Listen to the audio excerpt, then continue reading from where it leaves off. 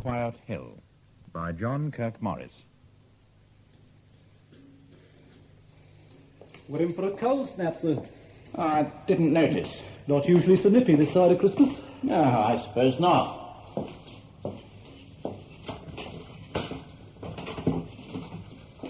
Just knock when you're through, sir. I'll be outside. Thank you. Morning. You want to get mobile? I couldn't find a cab, the rush hour. You know how it is. The police are bringing Dyson from Ireland tomorrow. Yes, I know. But what are you doing about it? Well, it's out of our hands now.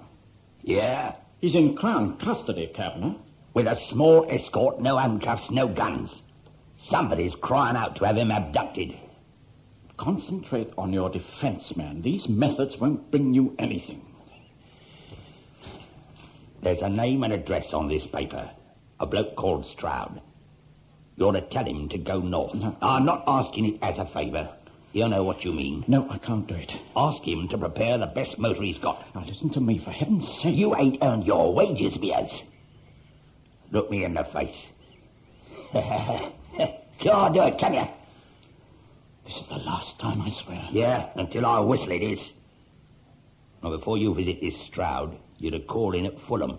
Where do I find the time? Take it out of your annual holiday. Now, shove off before I put my boot up you. All right. You better back up your ideas, or prepare yourself to move into one of these cells. Water! What happens to Dyson? What would you like to happen to him? Be your age. Cabinet wouldn't? Go on. You're losing time.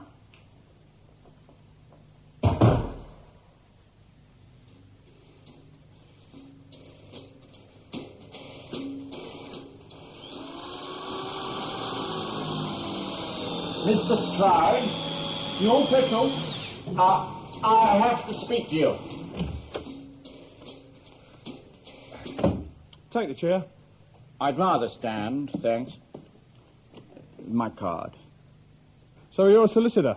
What did you want with me? Insurance matter? No, this concerns a client of mine. He wishes to hire a car and a driver, yourself, to meet a friend from a boat at Liverpool tomorrow morning. I'm not in the hire business, Mr. Mears. My client assures me you would be. For him, his name is Kavanagh. This isn't a request for a personal favour. I was instructed to make that clear. Your client has a long memory. I can guess who the friend is, too. Tommy Dyson. He'll never get away with it. Yeah. I can pretend ignorance, but at the same time I don't want to discuss anything outside the bare message I have given you. Tommy's one of the chaps. Kavanagh must know that. Please, Stroud. You're a bit nervous to be in this line of work, Mr. Mears. You have a bad colour. Somewhere between green and yellow. Don't make difficulties, Stroud. Just give your assent and I'll go. Don't hurry me. Where do I take Tommy? You'll get instructions by telephone this afternoon. Ah, it's ridiculous. But you'll do it? Yeah, of course I will. Your governor knew that before he asked. Well, that doesn't concern you. You're hardly in a position to feel superior. I dare say you were sucked in like the rest of us from greed or vanity. Find your own way out, will you? I can initiate the next step. It's not a military operation, Mears. We called it coppers and robbers when we were kids. Give my regards to the Law Society. Yes. Goodbye, then.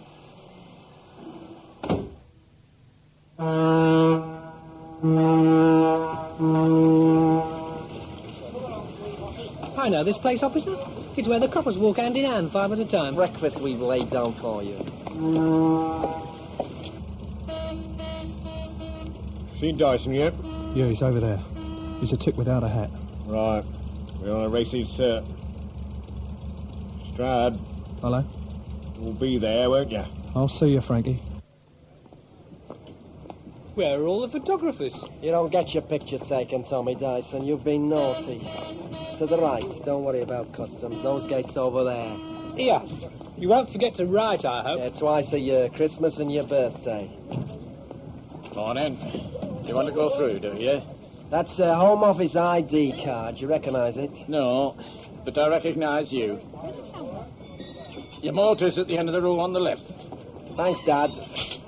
Pick those feet up, Dyson. What's that car playing at? Dyson, get back! Hold it, Tommy, this way! You on the gate, let us back! What's wrong with you, Dyson? Release that man, I'll give you... What the hell was that for?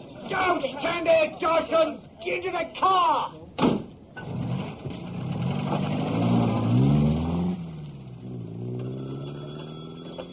Number 2 gate. There's been a shooting. Get us an ambulance, quick as you like. What do you do that for? You could have just waved it in his face. Want to go back? Well, shut up.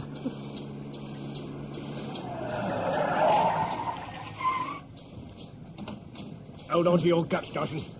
Take this shooter for company. Hey? Go on, take it. On your way. Oh, my God. What now?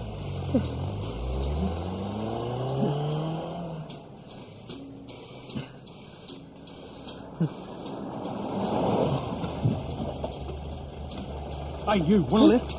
Eddie, stop in! Oh, this is more like it. Well, what's new, sir? Dyson's been sprung at the dock gate, straight off the boat. Look at this teleprint. Well, Bob Reeves got it then. You knew him? Well, we were headed together, sir. He had a wife and child. Yes, a little girl, sir. Joe, I have to go up there. Need a sergeant? Not this trip. Keep by that phone in case I want something. Well, the Northwest people seem eager to drag us in. It's muck on their doorstep. At a glance, the abduction must have been arranged and starved at this end. Who do we know uses a shotgun? Just about everybody now. Quite. Oh, hello, Pet. It's Daddy. Will you ask Mummy to come to the phone? Thank you. Lay on a car in about 10 minutes, will you? Right. Oh, and ride with me to Heathrow. It's done. Want to borrow a toothbrush? Got my own, thanks. Beryl? Yes, it's me. I have some bad news for you, love. Have a nice trip. Not bad. Bit bumpy. What happened back there? They did the escort in, Ed. They had shooters. Did you know that? That's current form, Tommy. Maniacs. They could have duffed him, but they shot him full in the kisser. Nice people. Sounds hairy. That's right, Carruthers. Show no emotion. Here, where are we going? Where would you like? Oh, straight up, Ed. Don't muck me about. That is straight up. I've got a map in the dash that says we go towards Lincoln. Let's get there. Tired of living, are you? Wrong house, wrong street, Ed. Don't kid yourself. You're expendable. Then why didn't I get mine at the docks? Too public. Bad press for our leader. You're wrong, Ed. I got insurance. He can't buy you much now. The panic's really on. Where did you have in mind? The northeast. Oh, why there? Well, it's not the smoke, and it isn't Lincoln and a derelict airfield in the middle of winter. Oh, they'll love you for this. Well, then I've got nothing to worry about. So it's Geordie land? You're the driver. Is there something to drink in here? Flask of tea in the back seat. Oh, charming. All the ancillary services have been roped in to provide surveillance at ports and airfields. Our primary job is to maintain roadblocks on first and second class roads. London are sending us an officer to liaise on this case. It would be pleasant if we could show him something solid by the time he arrives. If you have any questions, please ask them of the public. Thank you for your attention. What's up? Roadworks, I hope. It ain't, you know. That's a roadblock. Here, what do we do? Let me think. Got it. That garage over there. Hop across and borrow 2 buckets of water. Hey? One for each hand. Tuck your trouser bottoms in your socks, scruff yourself up, then you walk with a bucket straight past the police. Hey, I couldn't do it. You've got a better idea. Use some of that Bermondsey sparkle. Oh, I left that in Dublin. Hey, leave the gun, Tommy. What gun? I'd say you were compromised enough already. I'll dump it first chance I get. Okay. On your bike.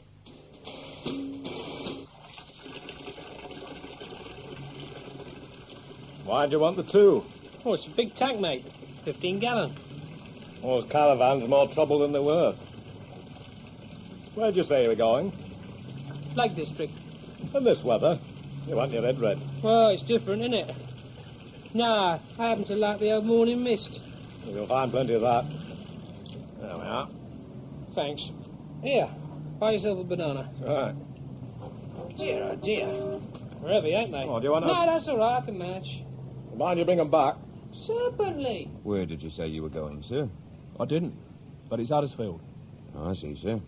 And you started from London yesterday? Well, Croydon. I mean, that's not exactly... I know where it is, sir. You left Manchester at 8 this morning? Yeah, I stayed overnight. All right, go through, would you, sir? Thanks. They're making their way separately to London. And Dyson? With Stroud, they probably made for the motorway. Not Eddie. He's too fly. You'll get there, though. Yeah. But you can expect every policeman in England to be on your neck. But I'm in here, Mears. What good would it do them? Kavanagh, I want to go away. No. Only for a few days. I can't stand any more of this constant tension. You'll have to put up with it. Take a tonic. I want to be free. Oh? Someday soon.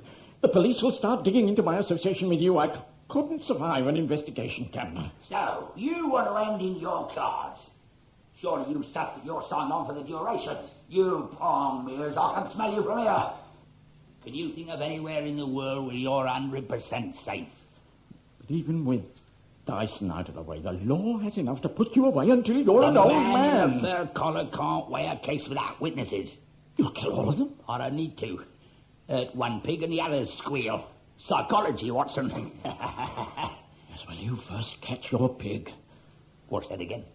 Your man isn't home yet, Kavanagh, and there are a million pair of eyes looking for him. You should think hard about that. Yeah, what'd I tell you? Oh, you were marvellous. Hey, chin up. The borough's proud of you. Yeah.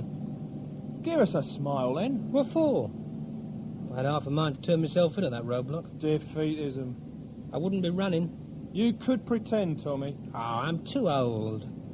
You didn't see that muck up at the dock Gateshead. There was blood everywhere. The officer never made a sound. You think they'd give me a deal, Ed? Oh, Mr. Plod? Well, that depends on what you had in mind. Whole thing. Books, ledgers, records of transfers. Every penny won and spent in the last 8 years. I got the lot, Ed. Film? No, the real thing. Kavanagh's only got the copies. Oh, that's playing it near. Everybody needs insurance. Kavanagh might give you a deal. No. He'd have to come after me. I expect that. Can you imagine me putting the frighteners on that one? You're loose now, Tommy. Just think of that. And everything I own locked away in an Irish bank. Well, I got a bit put by. Not just money, Ed. Got a girl over that. And about time. She's a bit simple, but she's a good kid. Only 19, too. Dirty old Tom. I'd marry her tomorrow if I was 5 years younger. I'd all my teeth. You're not married, are you? Nah. Pair of bachelors from the borough. Got a girl? I'll get my share. What? An ugly geezer like you? Ugly men are very popular now. Oh, then you'll do well. Fella who got shot this morning had a kid, Ed. Change the subject, please. Showed me a picture. Skinny little thing with big round eyes and hair in plaits, smiling up at her dad. What kind of people are we, Eddie? Come in. Yes, who is it? Set back, Mrs. Hush, lassie. I was wondering if you needed help. Oh. Come in, won't you? Oh, thank you. Sit quiet, Jess. Bring her in, I don't mind. No, she'd best bide outside. Sit. Like a good girl. Me boots are a mite tacky. No matter. Oh, that's better. I must be getting deaf. Would you like a drink, Mr. Pike? Oh, no, thank you. Too early in the day for me. How strong-willed of you. I don't indulge until the sun has risen above the horizon. Are you well, Mrs. Gatehouse? That's not a fair question. I must have time to prepare an answer. You... Why, don't. Not the first thing. Have you no light? I've oil lamps and things. One sort of gets used to power at the pushing of a switch. Could you do with some kindling? There's some in the shed, I think. Would you like me to have a look? No. No, thank you. It's very nice of you to bother, Mr. Pike, but there's really no need for your concern. There's snow on the way. Here? The sky's busting with it. I can smell it anyway. That's a useful gift. Like water divining in dry countries.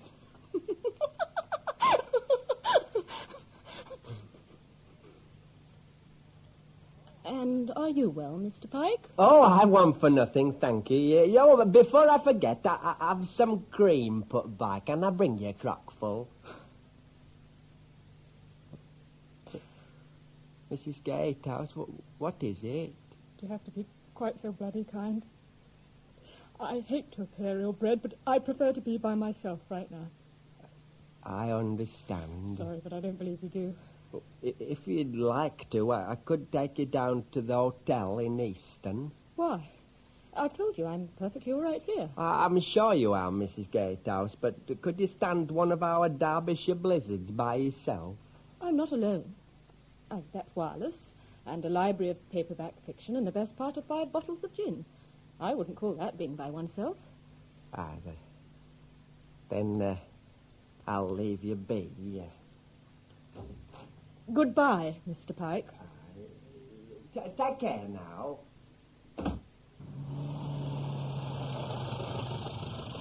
Would you open the windows all the way, please, madam? I'd like to see your passengers, if I may. Hey, half a minute, mister. Hey, he's got them buckets. Brand new, practically. Here, wait, I'll get my breath back. Well, let's have it again, slowly. That fella, he gave me $1 to fill 2 buckets with water. And he made off with them. He's bloody larceny. Which man? You saw him, a little cockney fella in a dark suit. He looked as if he'd slept in it, you know. When was this? Oh, he's a good half hour since. Here, take a look at this photo, will you? That's the fella. Damn. Hang on. Hey, what are you doing now? Don't go away. What? That was only plastic.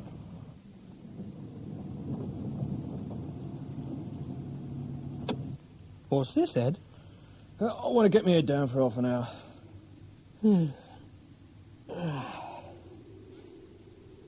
It's quiet, isn't it? Yeah. Never did like the country much. Yeah, you remember... Is it all right if I rabbit? Yeah, sure, go ahead. What were you going to say? Just thinking of the hop picking. I went a bundle on that. We had all our own people, trainloads of them. Fat mums with 6 kids apiece, the parrot in a cage, you remember? Yeah. And the punch-ups with the country kids. Sure, I remember. Good times, Ed. I lumbered myself down there when I ran away from the army and your old lady put me up. What did I get out of it? Birds are all slags, the blokes were villains. How did you manage to stay out of it? Well, I was putty on motors. I'd rather spend my time up to my elbows in grease. Oh, that was better than hanging around the warehouse roof waiting for a tickle. What a terrible thief I turned out to be. The worst. I was the pontoon kid. 21 months every time I got weighed off. I should have stuck to the thieving. It's past, Tommy. Worrying won't bring it back. Everything I did was for devil. And it changed. I'm really no better than anybody else. Well, sure, I didn't put the boot in, but I was there when it happened, and I kept stum. What did it matter to me where the lolly came from, as long as I was getting my end? Some bookkeeping, Ed. On one side of the page, all those thousands of quid. On the other, sheer bloody terror. Forget it. I can't. It gets worse. After this morning's caper, it can't get better. I want to square it up. You can't. I might. Ed, there's a key at the back of my wallet. Well, you're getting tight in your old age. Now, listen, will you? The key opens a deposit box in Dublin. There are 3 envelopes in the box with names on them. If anything should go wrong, I want you to deliver the letters. Here, are you listening? So every word. Go on. One envelope's addressed to the girl. The other's for my lawyer over here, and the third one's got no name on it. But inside, it'll tell you where to find those books. You promise, Ed? You can deliver them yourself. Promise. Okay. You're the only one I trust. God knows why. I mean, you're working for him. Yeah, just the once, and I'm not making a very good job of it. Yeah, well, that's it then. I want to stretch my scotches. Yeah. Hey, look at that, would you? It's only snowing. Don't go far. No. Not frightened anymore. Fear's just a habit, Tommy. Yeah. I'm glad it was you, Ed. Shut the door! Up the borough. Who are you?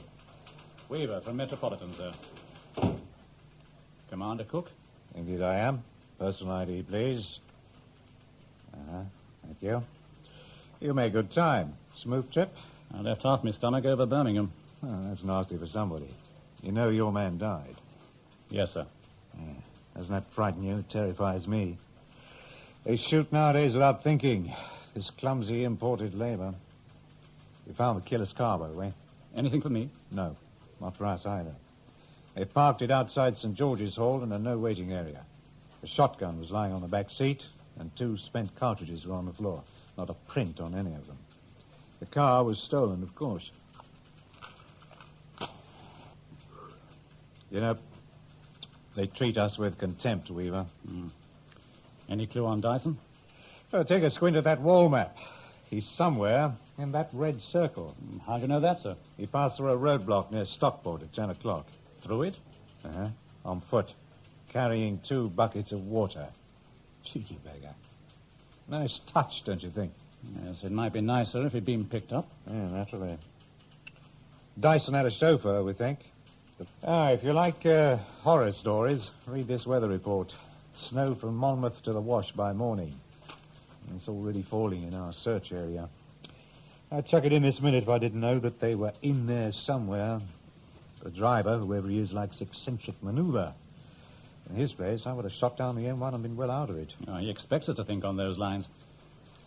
Where's he going? Perhaps he likes mountain scenery. Look, help me, Weaver. Cavanagh has helped us everywhere, sir. Oh, there's a connection in the Newcastle area. Or was, until we severed it 3 months ago. Or some of that group might have survived. Just how tight is this net? Well, after that debacle at Stockport, Dyson would need a tank to crash out. And then you have to go on as you're going, sir. Cold comfort, Weaver. What will you do here? I'd like a desk in communication, sir. And I'd like to look over your shoulder, if that's all right. All I have over my shoulder is dandruff. But you're welcome.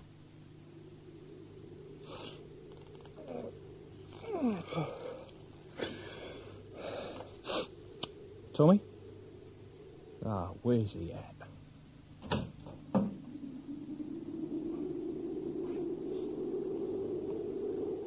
Tommy! Let's be having ya! We've got to be going! Oh, blimey.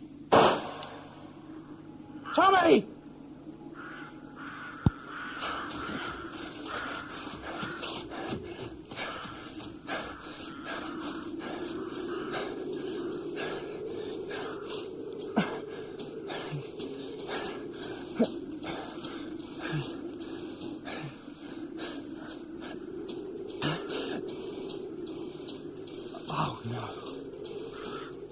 Oh, God. Oh, God. There was no need. Chump. Oh, God.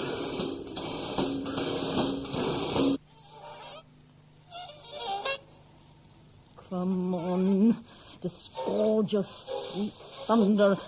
I want timpani and sympathies. Symphonies, trumpets, and bloody great drums. Radio, the midday news. Following the shooting of a policeman in Liverpool early this morning, police forces throughout the north are cooperating in an all-out effort to apprehend the man who escaped from custody in the incident. The man they wish to interview is Thomas Joseph Dyson. Who was last seen riding an elephant down the motorway. So come to the caravan. Who needs you anyway? Brace up. You've done it before. And stop feeling sorry for yourself. What difference can it make now? Stir this, Sam. Come on, get that great rump out of it.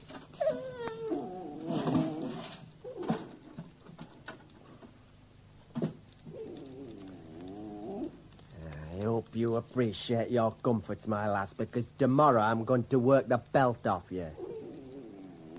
Just so long as we understand each other. You fancy some light entertainment, do you? I thought not. Have identified the getaway vehicle. A dark green saloon, registration number B868PPK. The cooperation of all motorists is requested by the police in tracing this car. The public is warned not to approach the driver or his passenger, who may be armed, but to get in touch with the nearest police station. And now we return you to the Gary Best request spot. I remember you. Is that absolutely all you can remember? For that one, sir. Registration number was just as I've given it to you. No, the plates were dummies. That doesn't matter. The driver could have changed them by now, or he might have transferred to another vehicle. I want you to concentrate your mind on picturing this man. Now, close your eyes if you want. Dark, close-cropped hair with flecks of grey. clean shaven, about 35. He was wearing a sort of brown cardigan over a light shirt, no ties. Couldn't estimate his height. Built something like mine, sir. How tall are you? Inch under 6 foot, sir. All right, go on. How did he speak? Quiet, confident, like London accent. Educated? Hardly. If you met the bar, would you mark him out as a tearaway? No, but I wouldn't pick a fight with him either, sir. Well, that may be something. You said you were suspicious of him. Why was that? His attitude. The way he looked. Oh? Well, he was sort of, cocky without actually saying anything, sir. Like he was laughing to himself. Yes, perhaps he was. Yes, sir. Was there any little feature of this man which stuck in your mind? A scar? No, sir. No, nothing like that. Hold on a sec, his hands. What about them? It didn't go with the rest of him, sir. He was very tidy, well turned out, if you know what I mean, but his hands were more like a labouring man's, calloused, you know. Grub. Dirt in them. An engineer's hands? You're a mechanic's, sir. Good. Well, that's just the kind of detail I wanted. But why didn't you think of it before? Slipped my mind, sir. Oh, excuse me. Oh, please stay, sir. We're almost through. One last thing. The name on the driver's license. You're sure it was Harris? Quite, sir. Not Lewis? Or Henry or Parrish? No, sir, I'm absolutely sure of that. Don't feel bad about that bucket, Dodge. I used it once myself to get into the paddock at Adolph Park. I'll be away then, sir. Thanks. That license was a forgery. I'd like to transmit some of this stuff to my sergeant in London. Now, he can chew it around with one eye on the files. Something might break. Well, tell him to take his time. How come, sir? I've withdrawn the search cordon. Oh? 3 inches of this damn snow falling in an hour, and it's drifting up on the hills. If my men can't move in it, I'm sure the opposition can't. Did you ever know a townie who could... How long would it take you to reactivate your road watch, sir? No time at all if I put the patrols on standby status. Why? I'd like to recommend that you do. I must have a solid reason, Weaver. Oh, that's something I can't supply, not in a positive way. But I have an informant on the fringes of the Cabinet crew. He would certainly tell me if Dyson were in circulation again and his probable whereabouts. Well, that is, if he was in the London area or in the south. Would that be enough to convince you, sir? It's pitifully little. However, I can probably rest another 36 hours out of the local forces to lunchtime Sunday, say. I could almost guarantee accurate information by then. You didn't have it about the abduction, did you? Oh, well, that was set up in a hurry. The method and the execution point to it, sir. And withdrawing surveillance until dawn, that's just common sense. As for your interpretation of the tea leaves, ask higher up. I'm sure they'll listen to you, Commander. Soft soap and flannel. Don't uncross your fingers until I tell you to. Put me on to the CC, will you? Yeah. You cook here. Right, I'll wait. Did you ever consider a career in the diplomatic service, Weaver? I hate to do this to you, Tom.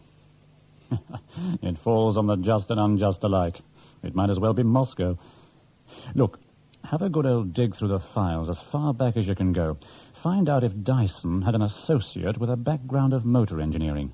Or even plain car theft would do. We all have to start somewhere. Roughly Dyson's contemporary, 35 to 40. You've got the picture. I must have hard intelligence by Sunday morning.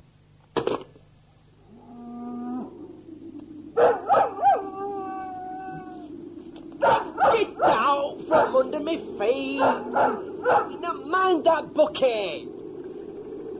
What's wrong with thee? That's only a car, you fool. It'll be Atherton's or Mr. Gatehouse.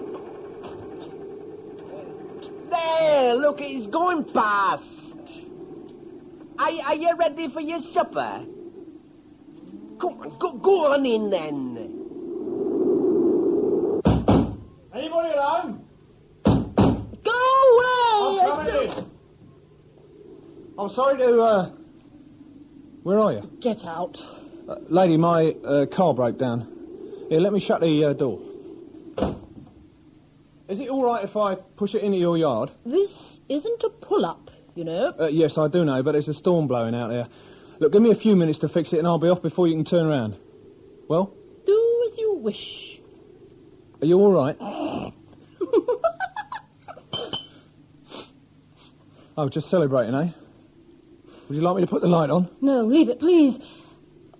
I forgot it's not working anyway. In the dark, all cats are grey. Who said that? You did. I ought to get up. My legs don't seem to be working. May I help you? No, you mayn't. Who said that? Is that a word? Meant? Meant? Meant? What was that? A dead Marine. Oh, he died in a worthy undertaking. Am I detaining you? I'd like to make sure you're okay. Who wants to know? I apologise. No, in a crisis, one's manners are always the first to go. What's the matter? I feel ill. It's gone. Sorry, what did you say? Nothing. You don't have a flashlight you could lend me? Somewhere. Kitchen drawer. Where's that? Through the door, there. Myself? Who's to stop you? Yeah. You had an accident in here? What? There's water all over the floor. I took an impromptu shower. I found it. Good, good. Goody, goody, goody. Here, I'll bring this back. Keep it, I've no use for it now. You won't be long, will you? 10 minutes. You mustn't linger. I'm expecting a visitor. Your wine merchant. Sorry. I bet this is a beautiful place in the summer. It's adequate. Thank you. Yeah. Yes, it is beautiful. The perfect place for children. Perfect. I ought to fix myself up with the hotel, sir. It's been done. Oh, thanks very much. I picked it myself. A temperance establishment run by two ancient ladies. There's no lift and hot water's bought by the jugful. You'll love it, Weaver. It sounds charming. I'll take you over myself. For heaven's sake, man, that was a joke. When we senior police officers crack a funny, the whole headquarters fall about laughing. I can't wait to be upgraded, sir.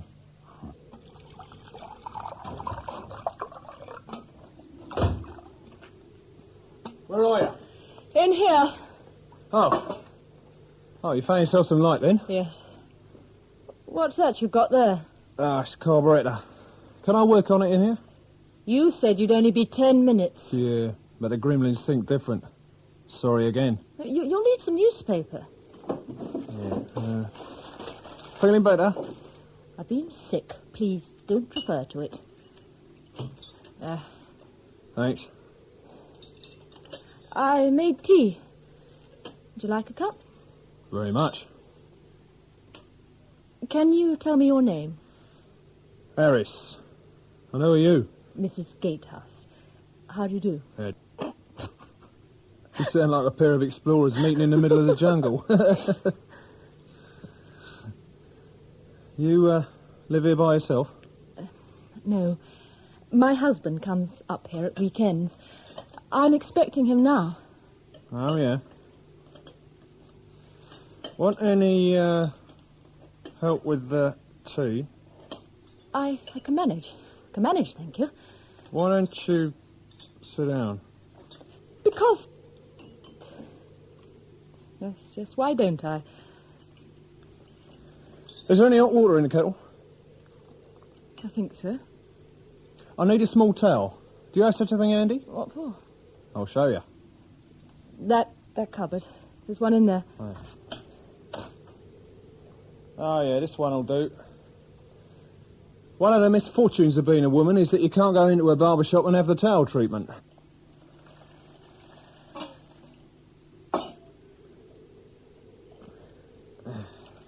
What are you doing?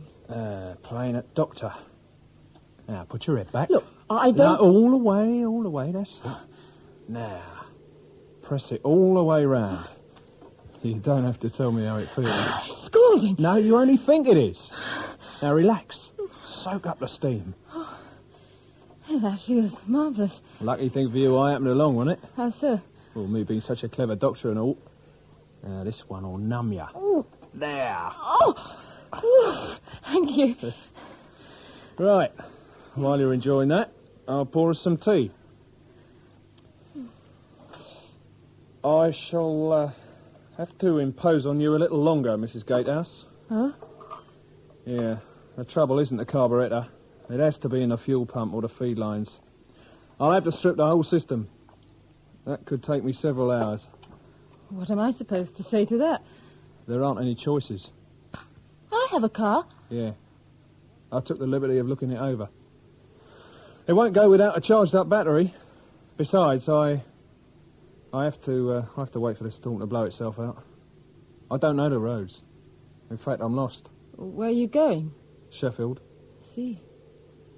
Yeah, let me take that. Thank you. It was very refreshing. Yeah. Can you put up with an uninvited guest for a few hours? Seems I have to, willy-nilly. I promise I won't get under your feet. Yeah. You ready for that tea now? Yes, please. Oh. I'd be happy if you would stay. I don't want to be. Yeah. Yeah, I know. Now, drink it while it's hot. Here's health. I'll vote for that. Oh, my word, that straightens out the lumps. The working day is always 2 hours too long. You've noticed that too, have you? I don't envy you, Weaver. No, sir? You're pretty young to be handling an investigation of this size and importance, and you may make your reputation with it. But the sheer slogging graft of it would get me down. When did you last spend a full day with your family? I can't honestly remember. And it's at times like these that you need them most of all. Oh, they understand I have to work eccentric hours. Don't neglect them, Weaver. There's such a thing as being over-conscientious. A fagged-out copper is no good to anybody. I'll remember. After we've nailed this joker. I've seen some of the circulars. From what I've read, your Kavanagh's something of a wild man. He's an animal, sir. Quite literally. He'll rip a way out of danger with his naked claws. There are no rules for him. Yeah, that's what frightens me. When I started in plain clothes, we had our standover men, the bully boys, razor specialists and the like. They were fairly primitive, yet they knew when to stop. Normal society would still be there when they were locked up. Can you say the same today? God, the muckrakers even make heroes of these bastards. I have more faith in the public. In the long term, they won't stand by and see the laws mocked. It happened in this case. One witness grew weary of being afraid. If we could put Dyson on the stand, others would follow. And we can do with all the publicity we can get, if it's of the right kind. The Kavanaghs always cooperate in their own destruction, sir. Explain that for me. Well, how should I put it? Every time Kavanagh suborns a bent policeman or puts the boot in on a terrified shopkeeper, he builds up resentment in his victims. The longer his career, the greater the resentment he generates. The stronger he is, the more vulnerable he becomes. Yes, he's still controlling organized crime from a remand prison, which suggests he can't be stopped. I say he's rotten ripe, sir. As far as I'm concerned, he's done for. But the boot still goes in. Yes, sir. It's the kick of a dying animal. All this talk has left a sour taste in my mouth. I'm ready for another. How about you, Commander? No, I've had my ration. Time for me to put my nose out of doors. This is awful weather, but it consoles me to think that Dyson and his driver must be rather unhappy about it, too. Those Moors can kill a man quick. We should pray that they don't, sir. It's our turn to have some of the luck. You weren't very long? Oh, it's murder out there. What are you up to? I can't get these sticks to catch. Here, let me have a try. Well, not surprised you can't light them. They're like logs. You should think small with fires. What's happened to your generator? The fuel ran out. I forgot to order some more. You're running it a bit fine, Mrs. Gatehouse, letting the fires go out and no juice for the eaters, or don't you care too much? Oh, it's none of my business, is it? You're good with your hands. What do you do for a living? Run a garage, motor repair shop. I gather you don't work. I married from the schoolroom, as the saying is. And what does Mister do? He owns things. Nice. All right. I think we can light up now. That's it. Yeah. How about that? Here, move closer. I'd forgotten how beautiful a fire can be. Where do you store your wood? There's some in the kitchen, in a bin by the stove. No, it's all right. I'll get it. You must hamper me. I'm all right now. Well, of course you are. I just like to show thanks when I can. I mean, I might have turned it in by now. My neighbour is only 200 yards away. You must have passed his house on the way up. Well, I didn't see it. Excuse me. Does this neighbour have a phone? He lives in the dark ages before the advent of railways. He lives alone with a collie bitch and his animals. And Seth doesn't believe in gadgetry. Seth? Is that his name? Seth Pike. He's a good neighbour. I don't interfere with him, and he returns the compliment. As a matter of fact, he broke the spell this afternoon and called on me. He was worried, he said. He's kind. Can I bring the lamp nearer? What? So. No, this is a difficult job even with the right tools. Just as well I'm a mechanical genius, isn't it? Are you married? No. What do you ask? You seem so self-reliant. A woman might find that challenging. Do you? No, not a fair question. Will you join me in a drink? No, thanks. Not even to be sociable? Sorry. Don't care for it too much. You go ahead if you want.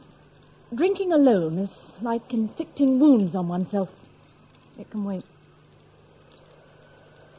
What will you do in Sheffield? Sheffield? Oh, I have to buy a lathe. It's going cheap, second-hand. Do you have a radio in your car? Oh, sorry, I don't. Oh. I broke mine this afternoon. Yeah, I saw the bits. What did you do, hit it with a hammer? I lost patience with it. I couldn't find the program I wanted. So you made sure you wouldn't have the problem again? Everything was running down. The house, the power supply, and me, Mr. Harris. It seemed easier to relax and drift with the stream. Why do we go on living when our instinct tells us it's time to stop? Do you want to answer to that? Or are you putting your thoughts in order? Nothing I say can make a difference. I don't like this kind of talk, Mrs. Gatehouse. If you want to do away with yourself, that's a matter between you and yourself. You're my guest. You're supposed to keep me in good humour. Yeah, I'd sing you a song, only I didn't bring my piano. Oh. Was I rude? No. But you allowed your prejudice to show. Shouldn't you have some food first? This is food, Mr. Harris. And it's physic, too. Oh, it tastes pretty disgusting, I admit, but then I don't take it for fun. This brew has healing properties. Where's the pain, lady? It's all over me. Feels like a persisting low ache in the flesh. And it's not localized, and it won't kill me. The complaint is fairly common, but it doesn't have a name in medical terminology. Would you like me to cook you something? No. And I wish you weren't so damn concerned all the time. I was thinking of myself. I'm hungry. I haven't eaten for 12 hours. You do have food, don't you? Tons of it. Help yourself. No, please do make free with everything. Everything except my privacy. I'm going where I don't have to smell the odour of sanctity which you brought in with you. It would gratify me no end to find you gone in the morning. Yeah, sure. And what happens if the snow's drifted? You're a mechanical genius, you said. You'll find a way. I don't have anything on that yet, sir. Oh, Bradley's been beating the bushes. Not a word either way. Yes, I agree. It might produce results. I'll ask him just as soon as he gets here. Bye, sir.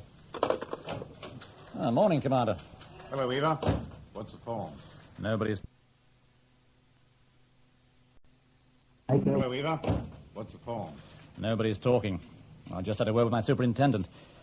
He thinks I might do more good if I went back to town for a few hours. He'd like to speak to you about it. You don't need my permission. And it's odds on it's going to break here.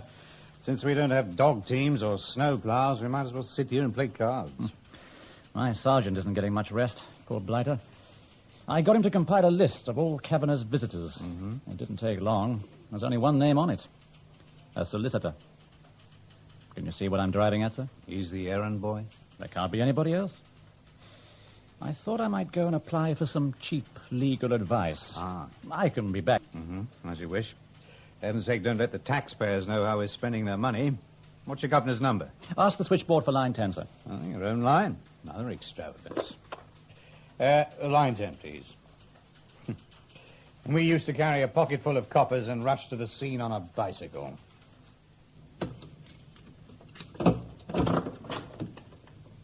Visitor for you.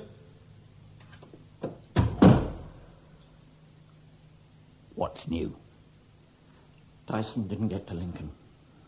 Go on. Well, that's it. Dyson and that ace driver you hired have vanished. What the hell's happening, Mears? They passed through a roadblock at Stockport yesterday morning. I know that. They disappeared into North Derbyshire and haven't surfaced yet. The snow is 10 feet deep in places up there. A police cordon may have them boxed in. I don't get it. Strand had only an hour or two of hard motoring ahead of him when he passed through the roadblock. What was he playing at? He was your choice. Him and Tommy used to be muckers.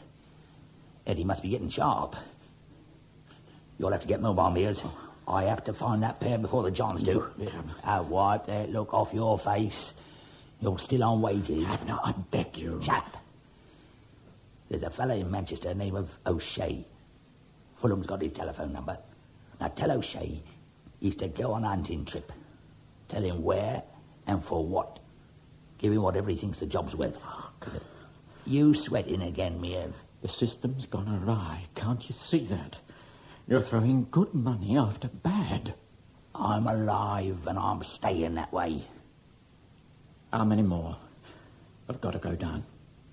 How many more are there? Go on. Master's waiting.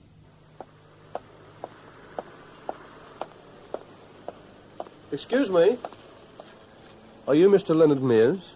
Yes, what do you want? Police, sir. Our superintendent would like to speak with you, sir. I can't possibly see him now. Oh, I think you can, sir. Our car's this way. After you, please, sir. Oh, good morning. I'll make you some breakfast. Do you mind? Is there something to drink? Coffee? Thank you. No milk, thank you. Well, there isn't any. You going to have black? Or... How are you today? Tired, thank you. It's a beautiful morning. Outside it looks like a Christmas card. Sun's quite warm now. Is the road passable? No. I couldn't make 5 yards in it. I tried at 7 this morning. I heard your engine running. I thought you might be gone. The eggs turned hard. I don't think I can eat anything. Well, I'll leave it in the oven. You might change your mind.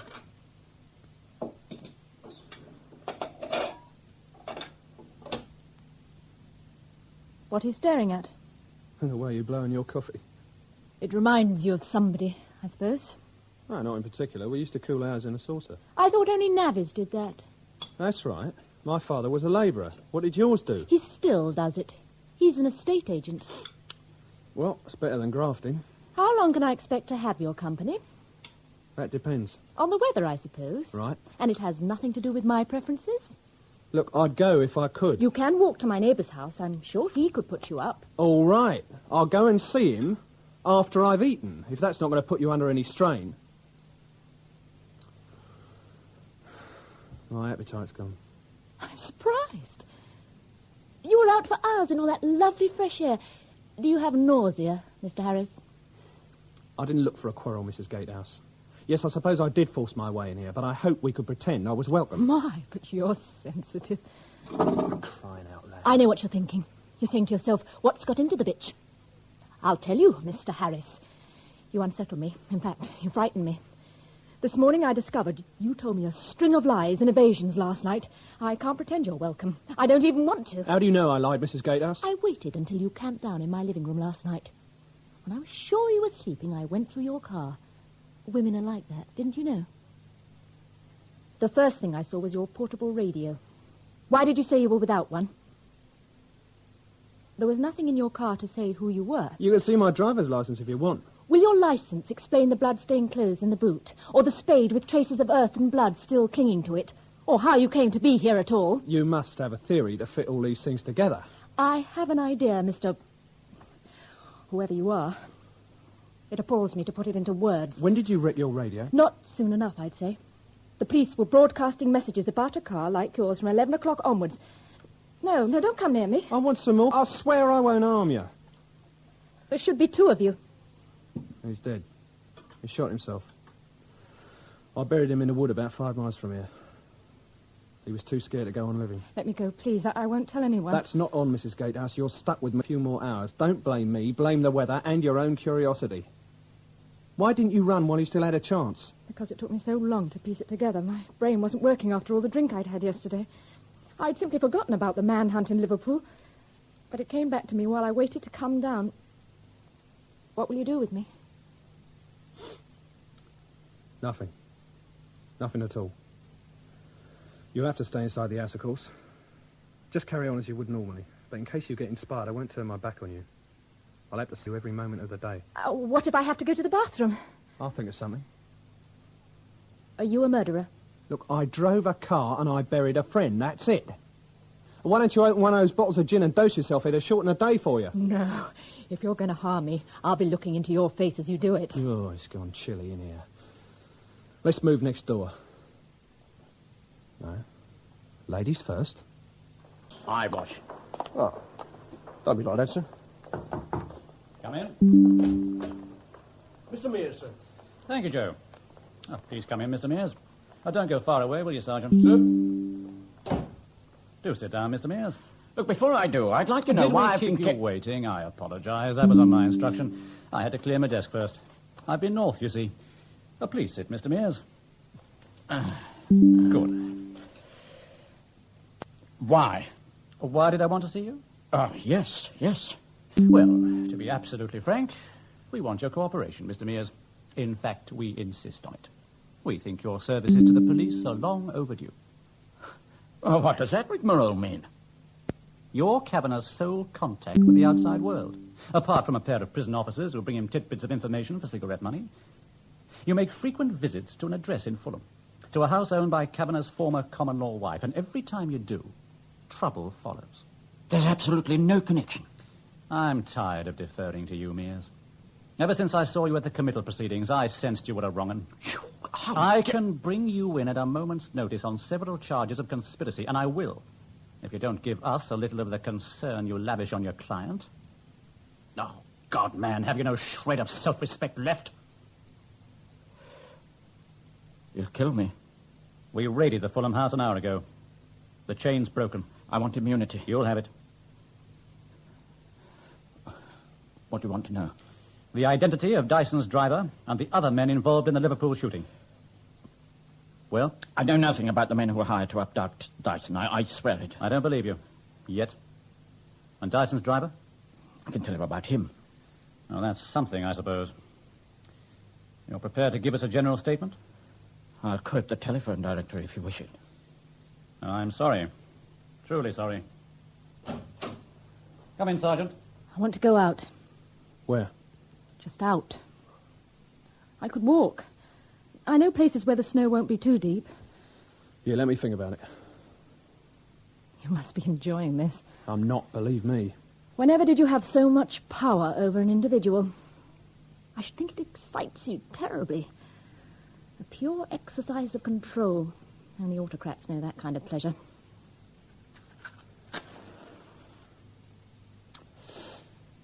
Why don't you read? I've skimmed through that junk several times. Those books are my husband's choice. Inside every man of action, a sentimental schoolgirl looks out. I thought you said he just owned things. So he does. But he wants more. We won't be seeing him, will we? Wait and see. Yeah, this snow won't clear. I wouldn't be surprised if there's more on the way. What's this place called? Eastern Steep. The village is 3 miles the other way. Yes. Oh, yeah, I've got it. I came in a circle. And, where does the tracks where your fields go? Into an old quarry. This is what they call the end of the line. I thought there was a disused military road somewhere near here. You're several years too late. It reverted to farmland. So I'll have to return the way I came. That's what I've been telling you. Do you have a pack of cards? Nope. Chess? Drafts? Spillikins? Sorry. In any case, you'd have to play by yourself. Where did you learn to be so ungracious? In a hard school. You promised you'd approach Pike for a bed. That's before you told me you'd been nosy. Lend me your radio. Sorry. We can't just sit here gawping, for God's sake. Please, can't we go out just for a little while? All right, get your coat. No. Come on. We'll get it. Now, I want your word of honour you won't make no trouble. Oh, come, Mr. Harris. Aren't we a little old for that sort of thing? Say it anyway. No, the green coat, please. Thank you. You mustn't be allowed to win every hand. I haven't won a trick all week. Don't push. Come on, come. Is that it? Yes. Get it typed up, Joe, and see Mr. Mears signs the copies before he leaves us. Right, sir. You mentioned protection. I can assign an officer to stay with you.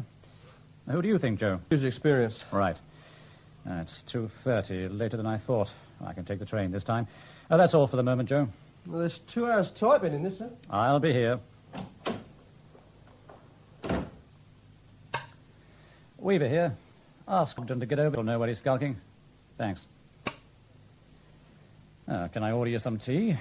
You'll need it after all that talking. No, thank you. I don't want to rub salt in your cuts, Mr. Mears. Yet I'd like to know why you went on taking orders as you did. You didn't even make much money by it. I thought Kavanagh was a romantic character, a sort of condottiere. I've had a weakness for heroes since I was a boy. A Robin Hood without a conscience? Perhaps.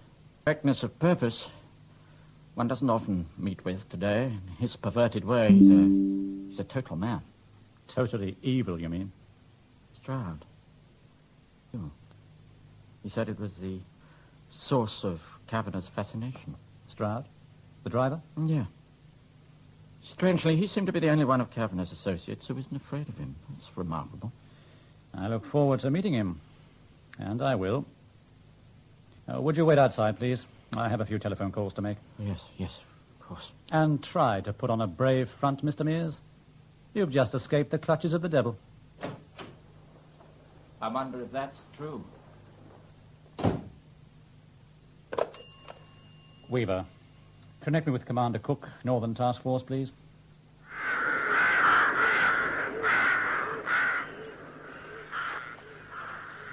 Please, not so fast. Sorry. We'll rest for a bit. That's some view, isn't it? Oh, don't tell me you respond to nature. Well, why not? We're all part of it. Hey, what's that place over there, where the smoke is? The Athertons, more farmers. My feet have gone dead. Well, bang 'em about a bit. God. How does the sun get that colour? It looks like a bowl of blood. Oh, it's water in the atmosphere, I think. Yeah. It's going to snow again. You can see I couldn't have left here unless I did it on the skis. Oh, don't justify yourself to me, Mr. Harris. Oh, is that your name? No, but it'll do a turn. Yeah, we ought to turn back. Did you kill that policeman? Come on, give us your hand, it's slippery. Tell me what happened. Tell me how you came to be here. Why do you have to know? To ease my mind. You can lie if you want, but I'm scared. And I daren't go back into that house unless I think I have a chance of coming out alive. No, I don't want your help. Yes, you like. All right. There's no reason why you shouldn't know. It's going to fill the newspapers in a few weeks anyway. I suppose you've learned a preview. Well, it begins and ends with a housebreaker who graduated to big-time extortion. His name is... this is good for a laugh. Charles Parnell Kavanagh. Keep close, girl.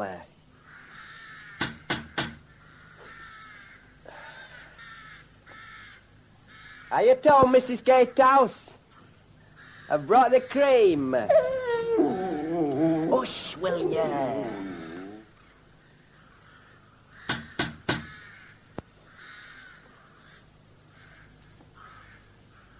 Yeah, that's strange, to be sure. Oh, I'll leave it by the door here. No doubt she'll fall over it. Come on, let's be home, Jeff.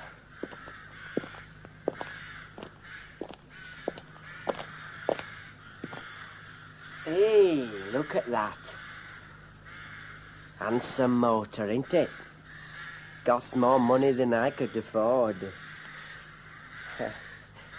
And here's her little runabout. Well, I'll bless myself. Get back! Now, that's surely not right. I thought he left the car for a breath of air. When he heard me calling, he must have made up his mind to finish it. And that's all there is. So I made a hole for him and started east. And I must have taken a wrong turn. But it wouldn't have mattered anyway. And all that clag, I couldn't see over the bonnet. What did you do with his wallet? Oh, it's in the car where he left it. So, it's simple. You hand it over to the police. Well, you don't have to do it in person. It's said like that, it is simple. There's a good reason why I can't. And you won't tell me what that is? No. Even Tommy didn't know. And we were friends for 30 years. Oh. The police aren't in any mood to do a deal with me. With that one, I might as well turn in my cards. Do what? Give up. Take a beating for no reason. Well, what are you thinking now? What does that matter? You going to trust me a little? What is it? It's Mr. Pike. He must have come calling. Well, can you get rid of him? Why should I? You're the interloper here. Listen, he's ferreting around down here. He might come up with a bright idea. See him off. The best way is to do that to yourself.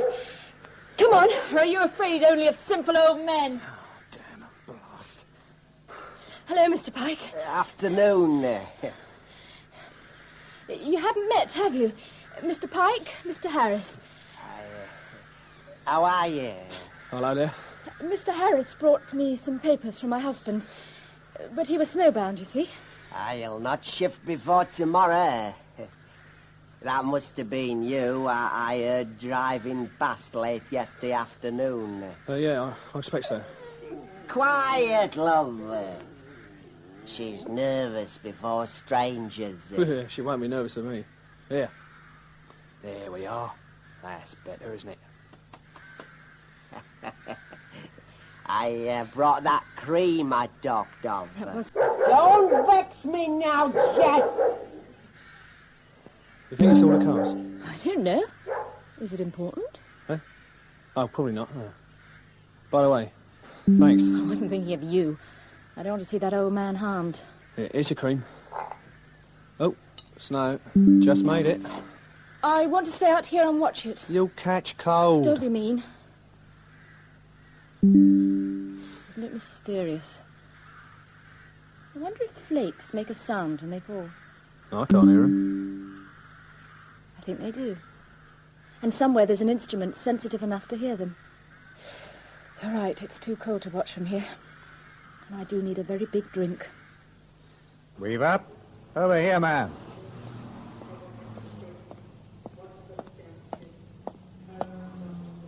Going my way.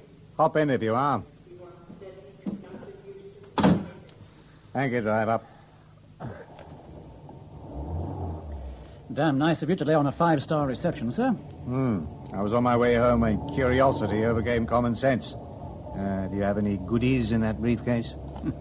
You won't believe how busy we've been. Try that for size, sir. Hey, those are two of the most respected officers in the country. They were, Commander. The Metropolitan Commissioner is going to interview them in the morning. We suspected this, didn't we? But not at this level, sir. I thought some operative in communications might have taken a drop. Superintendents don't come cheap. You're not supposed to even think in those terms, Weaver. No. There's the man with Dyson. It's an old photo. We dredged it out of Central Records. Look at the date. 1955. Nothing since. No, sir. He was on probation for joyriding. A motor fiend, eh? That should be of more interest. It's a copy of Stroud's birth certificate on a... It's fine. Do you eat like this every day? Sometimes I'm too lazy to cook. Do you want coffee? Yeah, later, perhaps. Can I pour you some wine? Oh, yes, just half a glass will do. You know, perhaps I shouldn't say this. Then don't. I was thinking, your old man must be a bit of a chump. I'm the one to say things like that. But why are you up here? I'm in disgrace, Mr. Harris. Harris isn't your name. What is it? Stroud. Eddie Stroud. That sounds real enough. I've been naughty, and my husband has put me aside. But you're not divorced? No. As I said, I'm only on probation. How do you get back into favour? I sweat it out. Anyway, it was my idea to come up here. I couldn't bear to be under scrutiny. Do you have any children? Not now. But if you had the option, what would you do? I don't have that option. Or maybe I'd prefer to be somebody else, have a different set of attitudes, but it's futile speculating. This is the only personality I have, and I'm stuck with it. What do you want?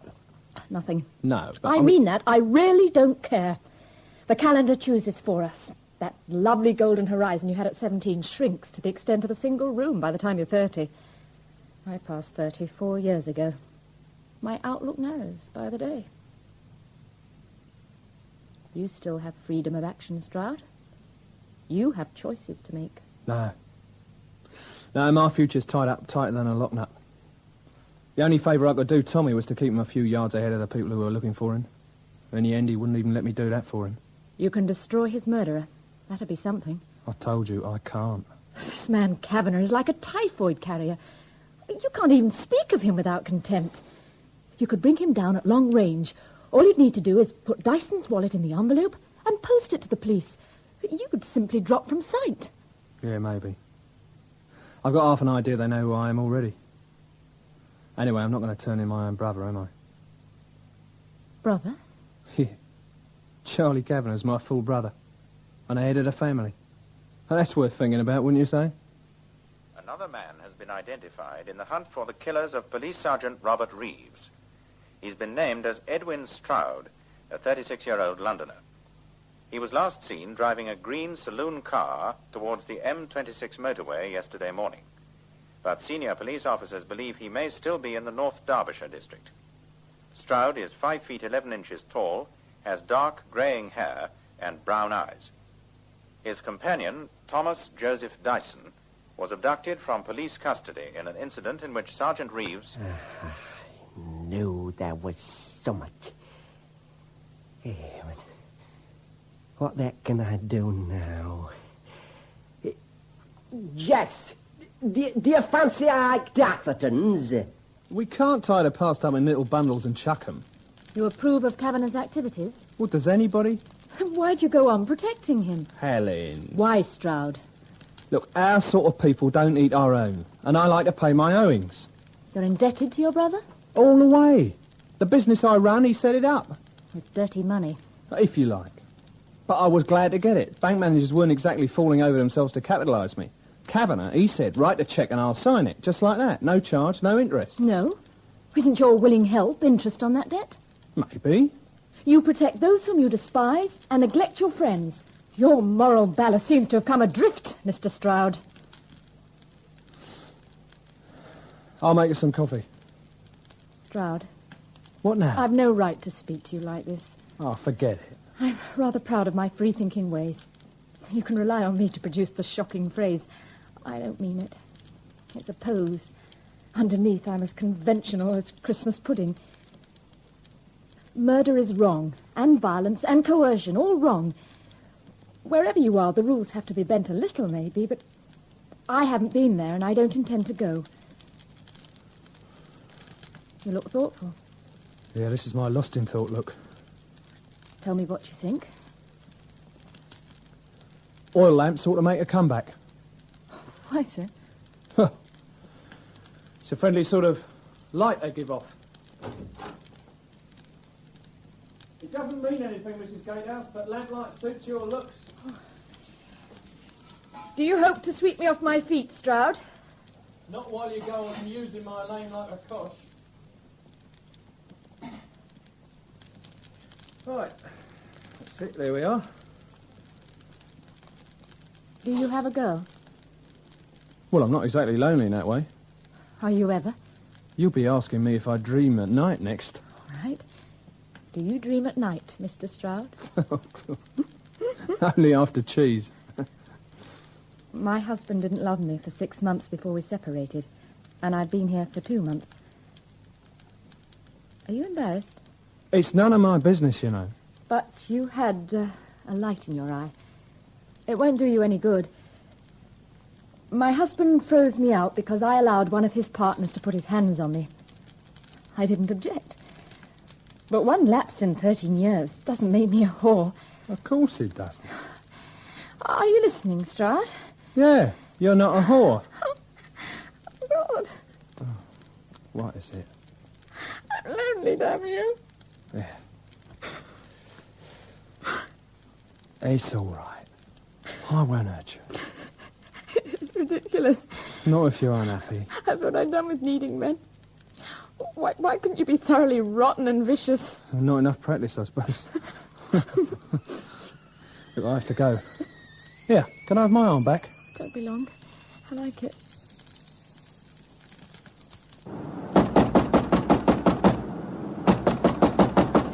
Mr. Atherton! You can't hear in this windlass. Mr. Atherton! I have to use your telephone! I'll have another pint of cooking bitter. Now, what about you, Commander? I've gone over the legal limit. No more, thanks. Just the bitter, then, please. Thank you, sir. My wife is probably preparing a hatchet for me, Weaver. She's very canny. When I go into the house wafting malt before me, she gives me that line from Gilbert and Sullivan about the hardness of a policeman's lot. Now, what do your boys think of a life on the force? Oh, the younger one wants to electrocute himself with his stereo equipment, and he has no views. The elder, Alan, he's more cagey. He'd consider detective work if he didn't have to put in several years flattening his feet. Excuse me, is one of you gentlemen, Mr. Cook? I am, dear. What is it? Telephone. Ah, thanks. On the bar? That's right, sir. Well, excuse me, Weaver. I bring that bitter, sir. 36 hours. Hmm? That's how long you've been here. Are you always so self-possessed? Always. No, you must be frightened of something. Yeah. Stinging nettles and toads. Spiders. Those big ones you see in the bar. Yeah, I know. The ones with the mad red eyes. They flicker before they jump at you. Oh, don't! I can see it now. Nothing's really changed, has it? What do you mean? You'll go as soon as you can. Hide yourself somewhere and pretend this never happened. Well, I won't. Here, do you want a cigarette? No, thanks. Will you boast about this, Eddie? What for? You can convince your friends that you're a hell of a lad. Ah, if I had those kind of friends, I wouldn't have to. There doesn't have to be a meaning to everything. But I like to think our meeting has one. Well, it's an accident, isn't it? Don't follow. If I travelled light and fast, I might get clear. But I'm going to have one eye over my shoulder for a long time to come. And you haven't decided what kind of life you want for yourself. I want the sort to make me happy again. Relax that busy mind. Be content with now. And put your arm round me. I'll make do with animal warmth.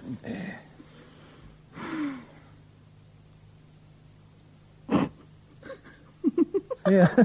Here, what's up? Here, come on. Come on, tell. What's up, eh? Look, my uncle had an old English sheepdog when I was a little girl. It was really old and slow and quite stupid, and it smelled awful. Its name was... Oh, well, that's charming. That's nice. Hello, Weaver. Where's Pike? Just changing into his Sunday clothes, sir. Did he say he'd do it? A push from you might convince him, sir. Hush there. She's got no more sense than she was born with. Did you come to a decision, Mr. Pike? I'd go up there for you like a shot, gentleman, but I'm worried about this bitch of mine. Can't you take her with you? And see her hurt? Oh, she'll be safe with us, Mr. Pike. But what about afterwards? Say I got myself, well, wounded or something. Who would care for her then? Well, neither of these men has a history of violence, sir. But we certainly wouldn't expose you if there was the slightest risk. But we must have someone in the house to distract their attention while our officers get into position. Very well. She likes biscuit with her meals, but not too much butcher's meat. It makes her lazy. Have I time to put a kettle on before I go? You won't, Mr. Pike. We won't move before they do. Perhaps you'll join me, gentlemen. I'd like that very much, sir. It's quite a fresh morning. I hope you won't think me inhospitable, but I won't be sorry to see you done here. Oh, that's understandable. I've got nothing against the police, only your men have frightened my ewes. I'll be digging them out, I dare say. Oh, I expect we can give you a hand. Can't we, Commander? Helen? Hey, sleepyhead. What is it? Tea. Not tea. Oh, bless you. Here, shall I fetch you a saucer? No. Sit by me. Here. What time is it? Almost 9. It's a beautiful morning. Warm. So the snow's melting. Yeah, I can be away in a couple of hours. Oh. Dear, so soon? Well, I daren't hang about. Oh, don't drop your head. Look at me. No. Helen. Where? All the way. I don't know where we'll end up, but I'd like to have you alongside. It's madness. No, it isn't. I've thought a lot about it. I think we should stay together. We don't know each other, Eddie. So we'll learn. I can't. I'm sorry. This has nothing to do with how I feel for you, Eddie. There's so much involved that you probably haven't thought of. There's the whiskery old business of class difference. Do you really think that matters? It doesn't, right this minute. Someday, when we fall out, though, I might just feel the want of old friends and the kind of life I'm used to. The kind your husband gives you? Oh, watch out, you're spilling it. Oh. Why don't you just tell him to go to hell? I can't do that until I'm sure. Well, how much convincing do you need? Look, if I caught you playing up, I might give you a backhander, but that'd be the end of it. I wouldn't kick you out and let you rot until I decided to act like God Almighty and allow you back. And if you did cheat, it was because I'd let you down. You can't judge without facts, Eddie. I have all the information I need. Helen, I want to look after you. Do you? So think about it, eh? And drink your tea before it freezes over. Here, let me open the window for you. Yeah, outside looks like one of those posters for a Swiss winter holiday. You know, I never worked out how those fellas stayed upright on skis.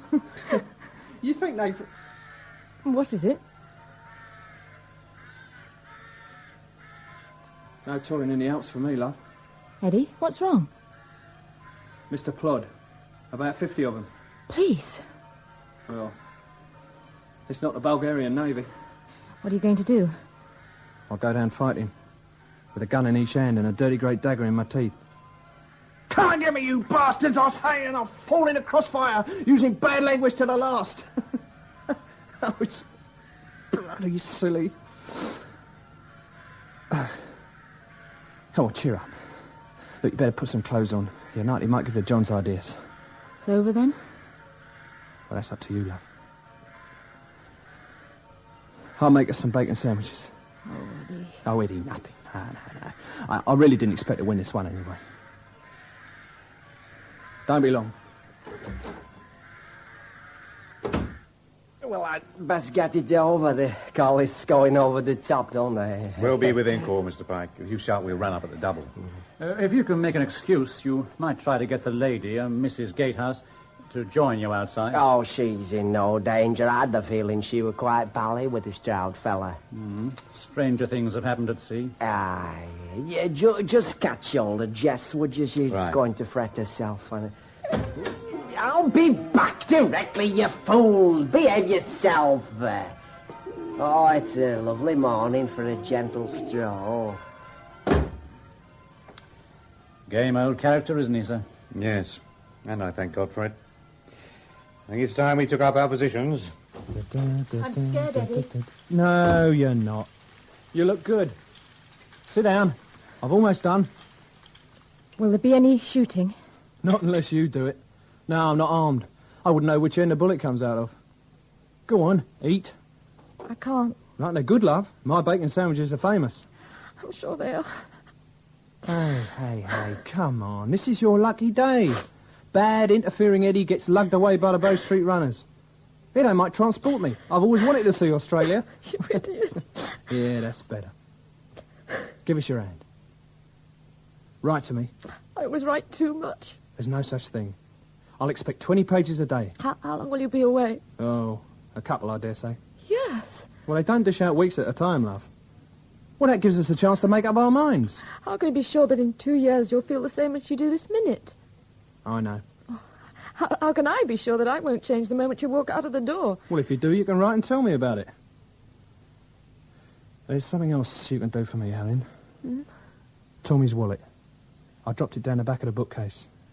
Tomorrow you'll dust there, won't you? And give yourself a surprise. Very well. It's easier coming from you. Funny. My appetite's just left me. My mother always told me not to waste food. Hey, do you hear something? No. What is it? It's Mr. Pike in his best suit, scouting for the cavalry. I suppose he put them onto me. He's got his share of sand, all right. How could he know? Oh, it's when we came back from our walk yesterday. He was closing your barn door, remember? Yes. Well, he must have poked his head in and seen my car. It had your number plates on it. Sorry. Well, that's him. You better let him in, love. Eddie? No, it's all right. Go on. Oh, good morning. It's all right, Mr. Pike. I know why you're here. Manure, as the saying is. Tommy Dyson's dead. No relation to Bomber Dyson, is he? I had a Bomber Dyson who used to work for me humping dressing tables. No. This Dyson was an old friend of your brother. Brother? I got no brother. All right. We'll give you one gratis. Eddie Stroud. Never heard of him. We picked him up in Derbyshire, where he spent the weekend with a newfound lady friend. Some people have all the luck, don't they? Dyson didn't. He shot himself. And that's one more to hang on your conscience. Give yourself a break, Weaver. I don't need one. Stroud was a mite careless with Tommy's effects. He dropped his wallet where he hoped his lady friend wouldn't find it. There was a key in the wallet, and that key led to another, all the way to a trunk full of ledgers in Ireland. You knew about those books, didn't you, Kavanagh? You don't have to tell me. What's the punchline? You think of one. You've 30 years to make it good. Shove off. I want to, but I thought to get that in first. When the game's running against you, Kavanagh, you should be the first to know. So many men through your hands. Hungry ones, greedy ones. Mugs, Weaver. Yes, men without stature, the slightly soiled. You can't build a house with rotten materials, Kavanagh. What makes you so special? I'm not, but I'm walking out of here. Cruel, isn't it?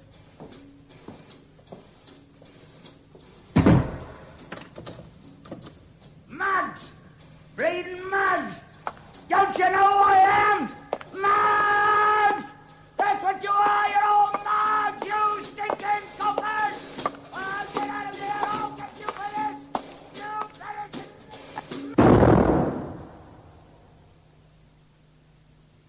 In Unquiet Hill, the cast was as follows.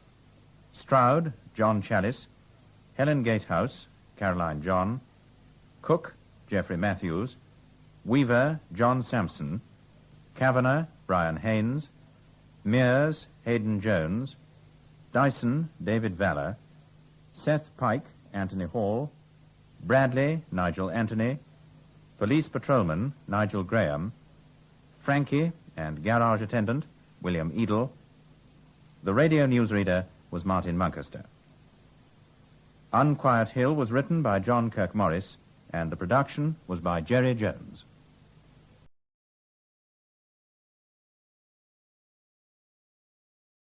Saturday Night Theatre. We present the last production in the Flora Robson Festival. The villagers of Denzil St. David in Norfolk will not forget that night in February 1947. With the waters higher than for 100 years and the increasing danger of the great dike collapsing, many were leaving their homes for the safety of Norwich, 15 miles away. Many others were beginning to trickle up to the high ground where stood the convent of Our Lady of Rheims, a French nursing order.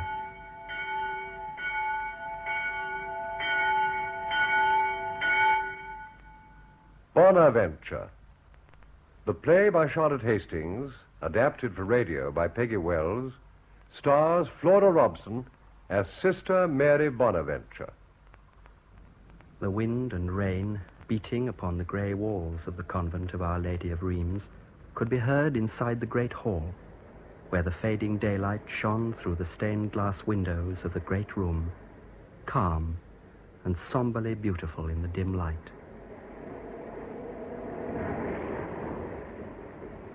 They're getting out boats and sandbags in the village, Phillips. They say the great dike may come down. Brent, for heaven's sake, stop talking. You're on duty in 19 3/4 minutes precisely. And do something about your hair. If Sister Mary Bonaventure sees you with it falling out of your cap like that... She won't be stuffy. She's got a sense of humour. You know, until I came to the convent, I thought all nuns were very calm and detached. I didn't expect them to laugh and be approachable like other people. I suppose it's because this is a nursing order. They're not out of touch with the world. There's not sufficient discipline here.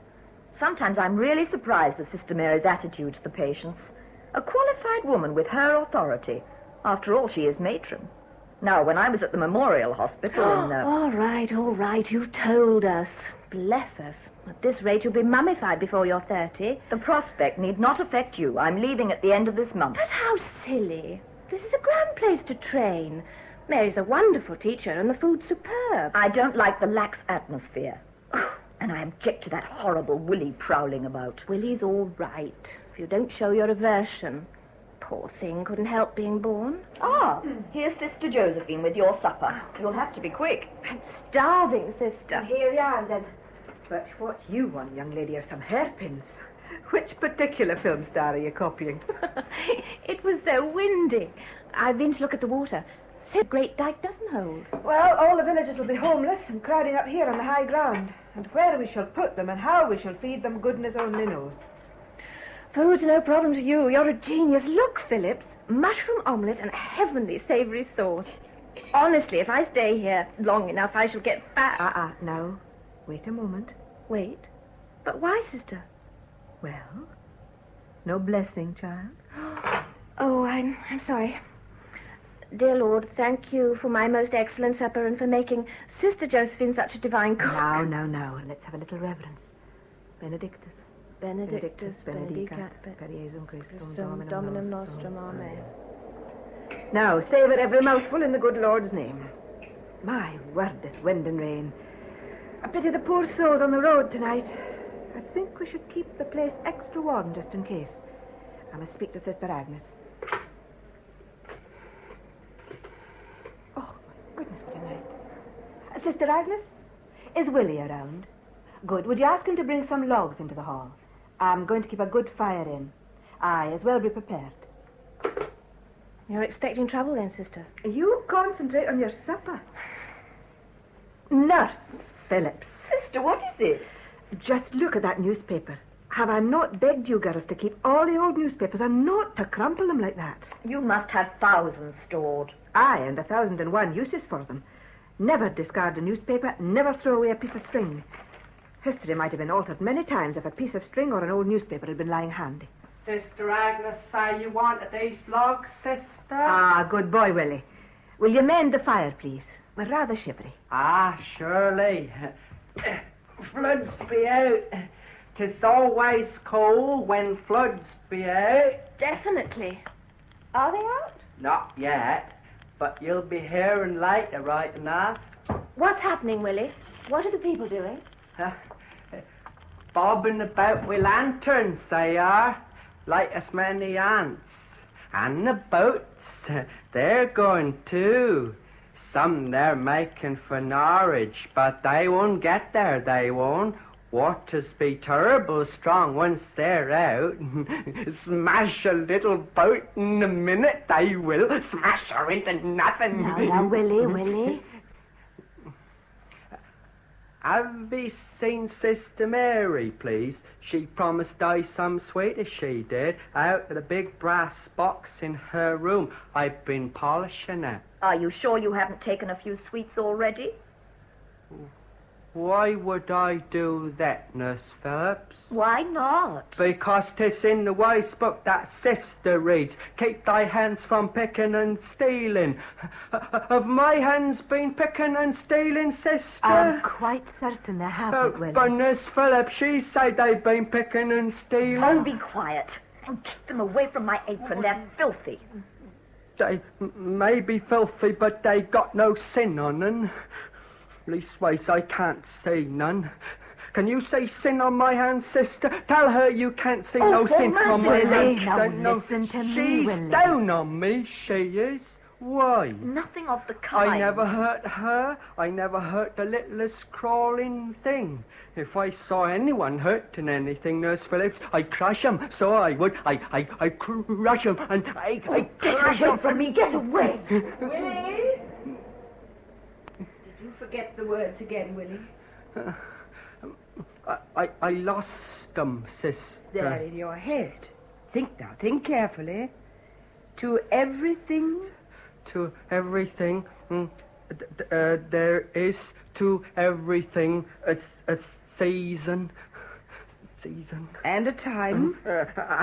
And a time to every purpose. Under the heavens, a time to plant, a time to... I lost it, sister, I lost it. What comes after planting? A time... Yeah, a time to pluck up that which is to be planted. Bravo, that was the hard part. A time to You kill, know the rest. and a time to heal. Yes, really, go on. A time to break down, and a time to build up. Sorry, Sister Mary. Good boy, Willie. Sister, my hands clean as sin. There's fire dirt there, and that's metal polish, and I mean, are they... Yes, Willie, proper clean. Proper clean. And now, could I have the sweetest on the big brass box with the eagle on the top? Very well, you know where they are. Yes, sister. I have asked you all to use gentleness and tact with that poor mind. I'm afraid tact is not Nurse Phillips' speciality. I told him his hands were filthy, which of course they were. I see you finished your supper, Nurse Brent. Will you go on duty now, please? Read the notes I've left about Mrs. Thomas. Read them carefully. We shall need your help. Yes, sister. One moment, nurse. Your hair is very soft and pretty, but while you are on duty, I think you should roll it back more neatly. Yes, sister. Thank you, sister. Nurse Phillips, I want you to remember you can always calm Willie with words. Any words with colour in them, or even a verse. If you'll forgive my speaking bluntly, sister, I don't think he should be allowed so much freedom. He's so quickly roused, and with that mentality and his muscular strength, he could quite easily be very dangerous. That's for us to judge. He's probably better employed up here than at liberty in the village. But it's a question of... In this case, of tolerance. Tolerance undermines discipline. If you'll forgive my speaking bluntly in turn, nurse, I don't think you appreciate the borderline between discipline and severity. I'm sorry you're leaving us. You're an excellent nurse, and I'm sure you'll make your way in the profession. Only, if you could just realize humanity isn't ruled in straight lines, I think perhaps you would be happier. Thank you, sister. Will you excuse me? Run along, then. Nurse Phillips? Yes, sister. I don't mean to preach, you know. No, sister. There, Sister Josephine, goes the potential matron of a state institution. She'll run it most efficiently. With discipline. Discipline. It's a pity she's not staying.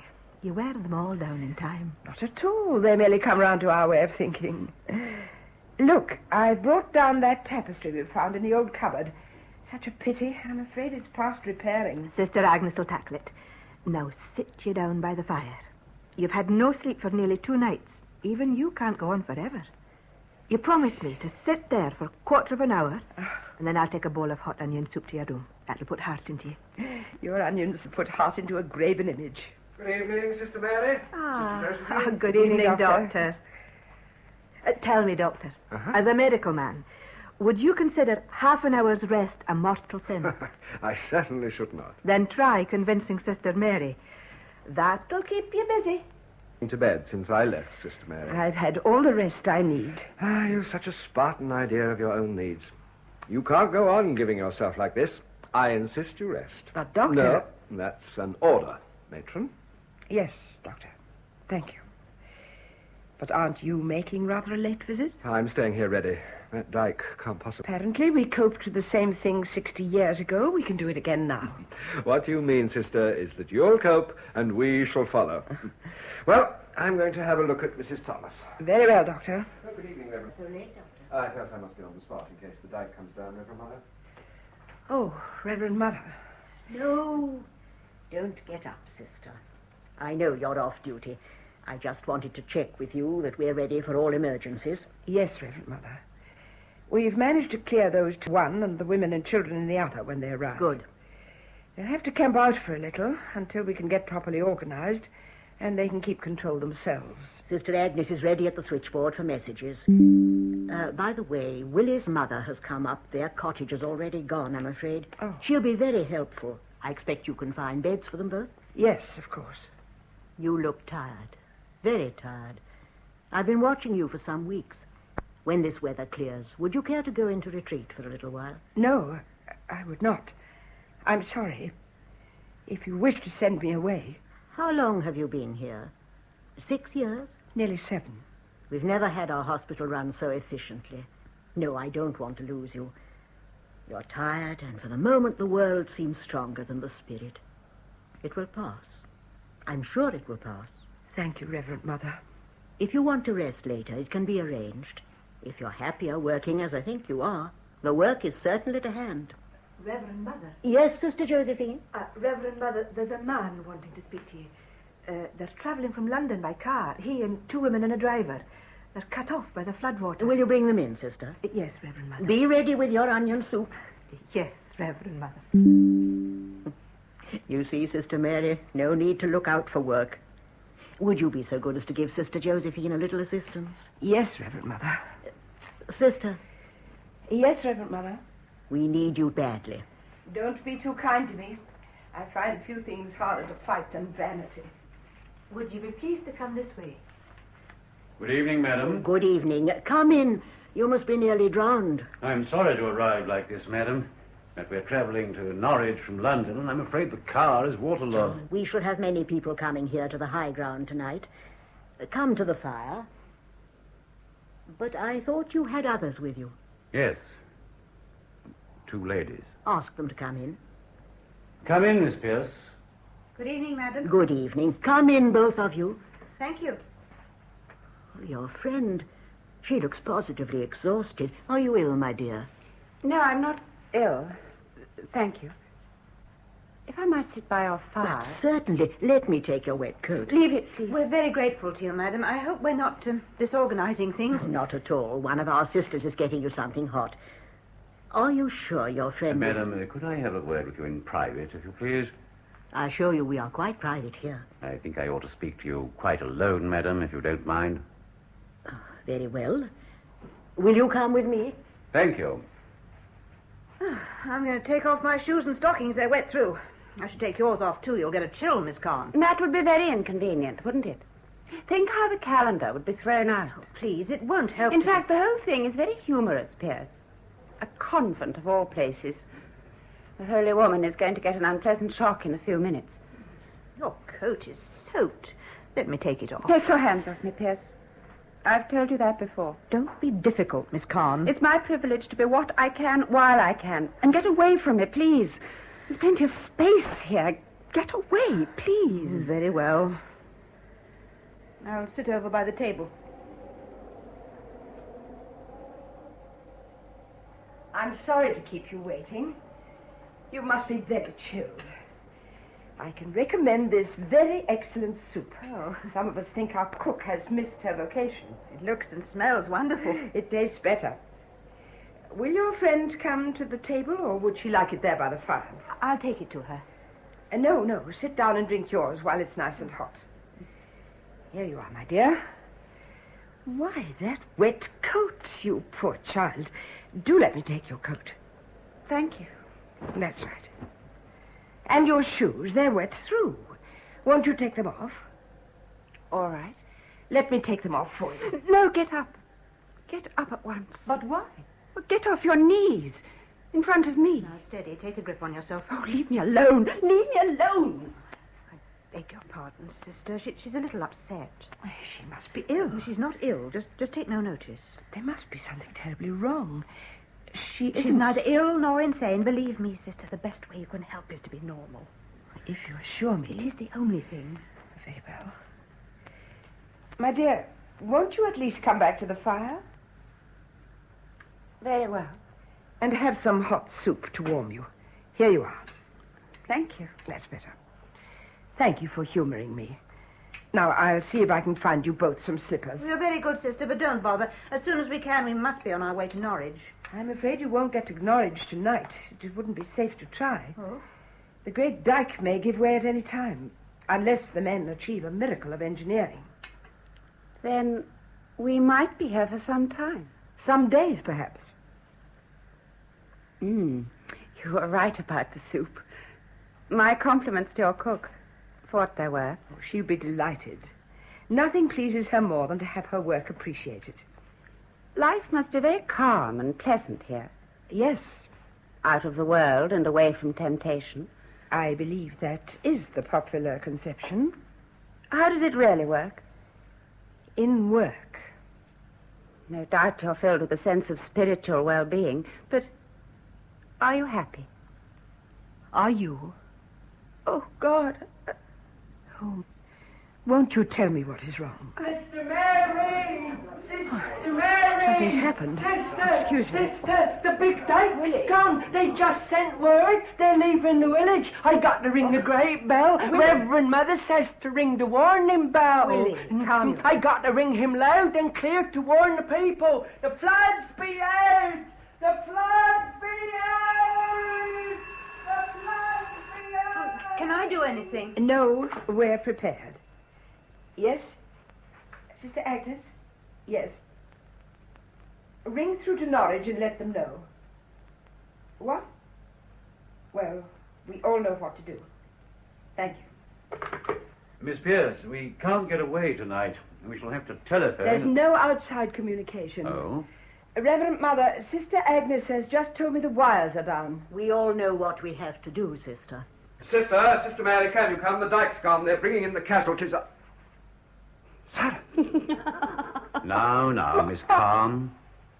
Sarah Khan. Yes, that's my name. Does it mean anything to you? Think, sister. Sarat Khan. You'll have to know, sister. I'm afraid it will distress you. If she's to know, I'd like to tell her myself. Now, come with us. There's a good girl. Be quiet. Sister Mary, my name is Sarat Khan. 3 weeks ago, I was tried and convicted for the murder of my brother. We've just come back from London from hearing the appeal. It has been dismissed.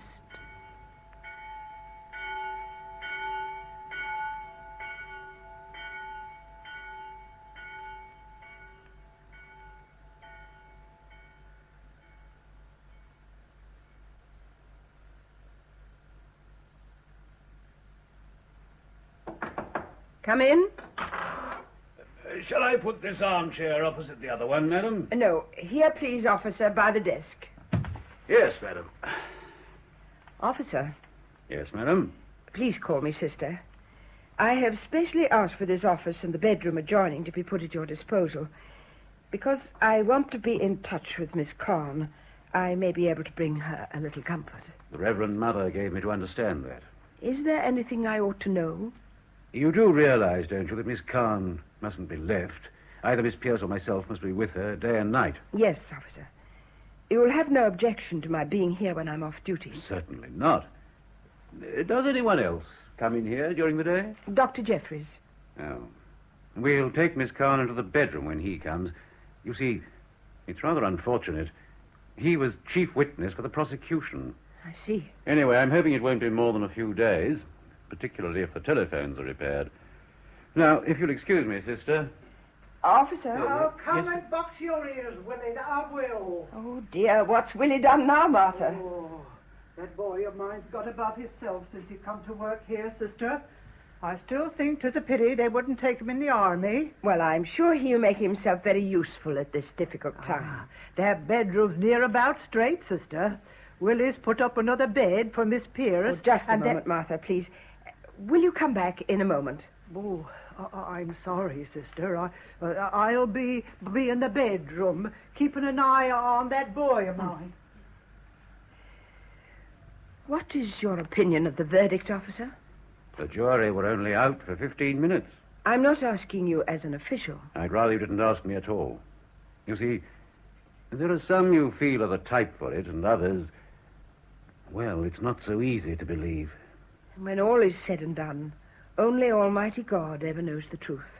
He and one other, sister. One other? The prisoner. Ah. Excuse me, sister.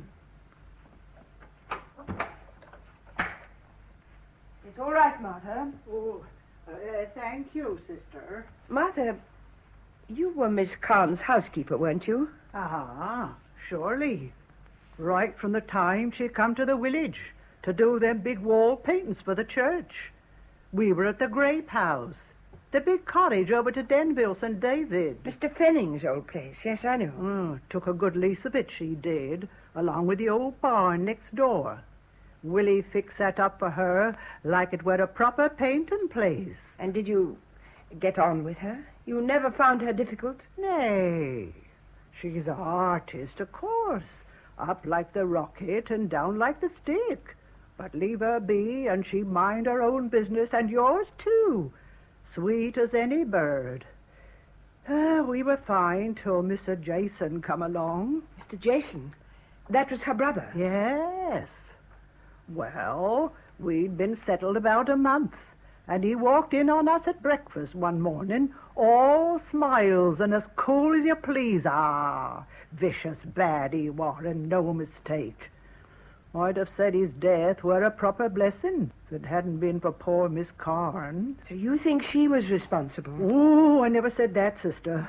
And what's more, I never said it in court neither. But by the time that lawyer gentleman had done asking me questions, you'd have thought I'd seen her do it with me own eyes, and standing up there to tell him so. Sister, that were a terrible moment. Giving evidence? Nay. When the judge put on that little black cap and spoke them words. Do you know the words, sister? Yes, Martha, I do. Oh, I never looked up, sister. I never looked up till I knew they'd taken her away. You were called for the Crown, Martha. You had to answer their questions. The lawyer gentleman said only to tell them what they asked and no more.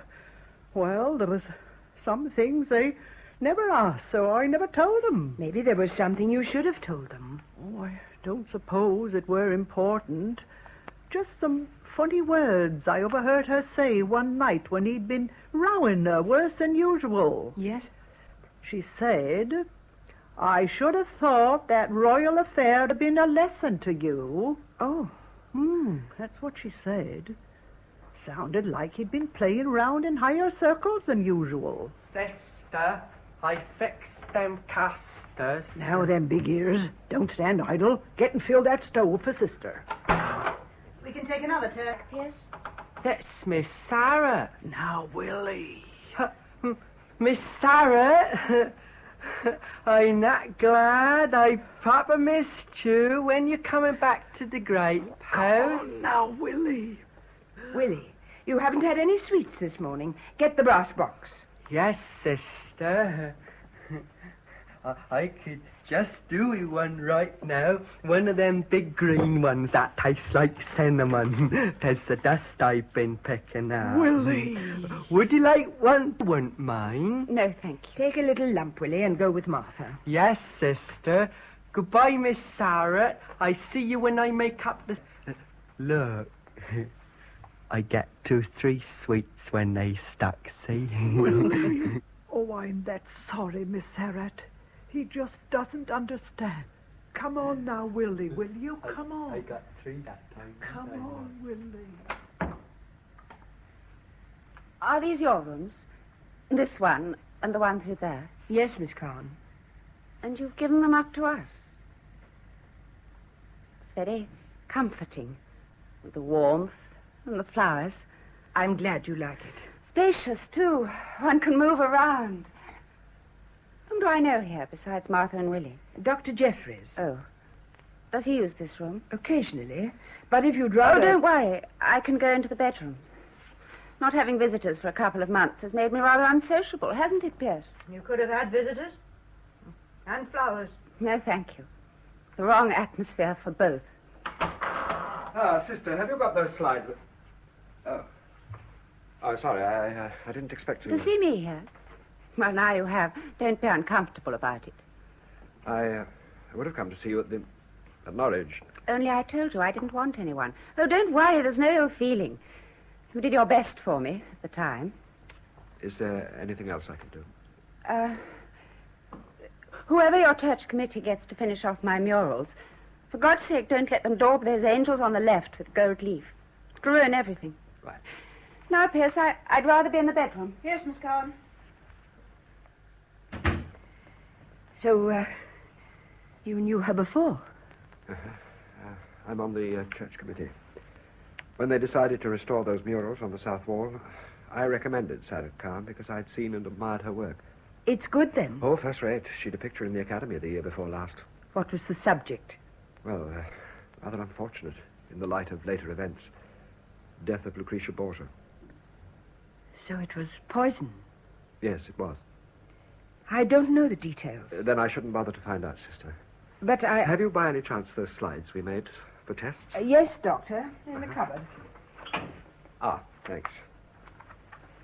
Arthur seems very concerned about Miss Carn, Doctor. Just why are you so persistent? Because I want to know, and you're the one person who can tell me. What good can it do if you do know? If I'm ignorant of the facts, I may be tactless with every word I say. True enough. Very well. Where shall I begin? At the beginning. Well, have you ever heard of David Kingham? Kingham?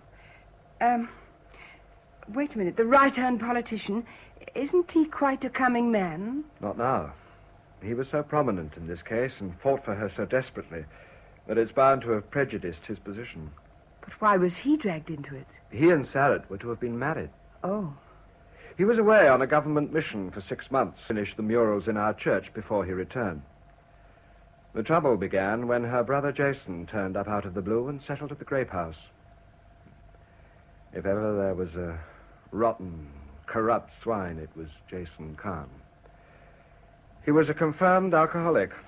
Poor man. Poor. Sarah kept him for years. Well, some weeks after he arrived, he collapsed suddenly, and no wonder. A stroke? Yes, I'd warned him, but he was seldom sober enough to listen. He recovered his mental powers slowly, but he was partially paralyzed. Just punishment enough. Except that Sarah took the strain. Could he have been put in an institution? An inebriate's home? Oh, yes. But these things take time. And one day, Sarah called me into the dining room and asked me frankly just how long he would live. Martha was in the room at the time. She remembers the conversation. The tragic thing is that these people drag on for years. Or, as I told her, die quietly in their sleep. She said she was desperate. Her work was suffering, and that she'd written to Kingham, postponing her marriage. But why do that? Well, she rightly felt she couldn't saddle him with the responsibility of Jason. Of course, Kingham would have helped her, but she's very proud. So I've been told. Well, I promised I would try and arrange to get him into an institution, but I warned her such a life might affect Jason's sanity. I remember so well what she said. Yes? She said, while he's well, he's on my hands, and while he's ill, he's on my conscience. A terrible responsibility for the poor girl. I was able to ease her nights for her. We kept him under drugs. It was the only way to bring relief to either of them. No night nurse? No, not necessary. The day nurse left at 6. At 8, Sarah gave him the drug. 1 tablet each night. No need for details. It was a narcotic, of course, one of the barbiturates put up in tablet form. 3 weeks' supply was ordered at a time. That is, 21 tablets packed singly in a small glass vial. Where did they come from? Every 3 weeks, I collected these 21 tablets from Abel Harmer. We checked the number into the file, sealed it, and I delivered it to Sarah personally. I warned her not to give more than 1 tablet in 24 hours. I begin to understand. At the end of November, I went to Norwich for 3 weeks' vacation. I delivered the usual file the day I left. 21 tablets? Yes. 4 days later, Dr. Giles, my locum, telephoned me to say Jason had been found dead that morning. Will it shock you if I admit my first reaction was one of overwhelming relief? I think I might have felt the same. Until Giles told me that from the evidence of vomiting and so on, he suspected an overdose of the drug. So he checked the tablets in the file. Now, listen carefully. No, wait a minute. Have you got something? Yes, this box of sweets will do. Here it is, sister. 10, 12, 18, 21. 21 tablets. Now, 1 a night for 4 nights. How many left? 4 from 21, 17. There were 17 tablets left in the file. But I don't see. Neither Giles nor I could understand it either. So I took it on myself to get those 17 tablets analyzed. And they found? 15 were correct. The remaining 2 were harmless aspirin. The police found a half-empty bottle of aspirin in Sarah's room. And Jason had had 3 sleeping tablets that night instead of 1. Exactly. Now do you see why I don't want to be reminded of it all? But couldn't Jason have taken them himself? Suicide and arranged things? He was paralyzed. Oh, yes, of course. And as I told you, Martha had been in and out of the room that time that Sarah spoke to me. At the inquest, they got that damning conversation out of her practically word for word. But this doesn't make sense. Miss Carn's a highly intelligent woman. She would have known you'd suspect an overdose and analyze the file. Sister, if you had no medical knowledge and gave someone an overdose of a narcotic, how would you expect them to die? Why, I don't know. I suppose quietly in their sleep. Mm-hmm. And I told her he might die that way. Yes, you did. I'd forgotten that. The prosecution didn't, I assure you. In fact, the defense wanted her to admit to a mercy killing, but she flatly refused. Mm-hmm. Well, now you must forgive me if I push off. Oh, very well, Doctor. I shall be around somewhere if you want me.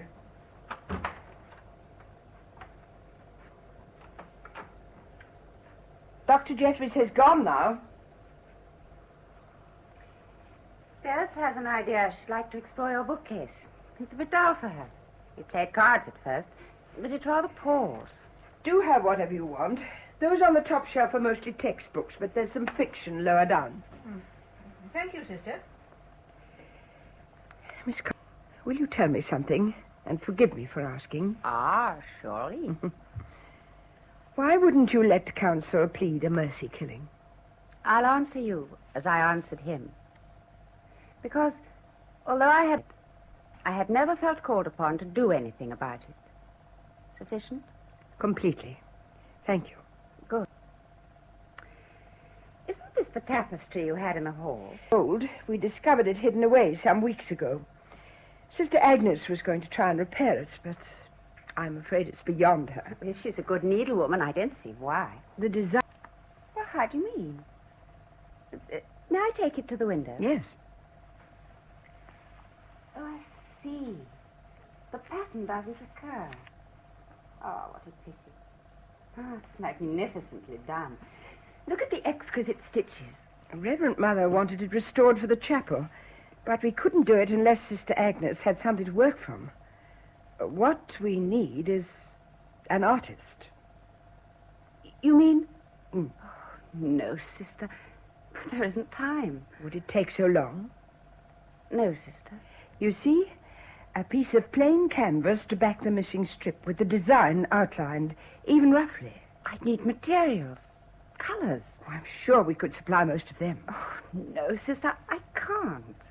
It would have to be on a proper frame. We might even have that. Sister Agnes teaches needlework. And think what we'd have to remember you by. Remember me?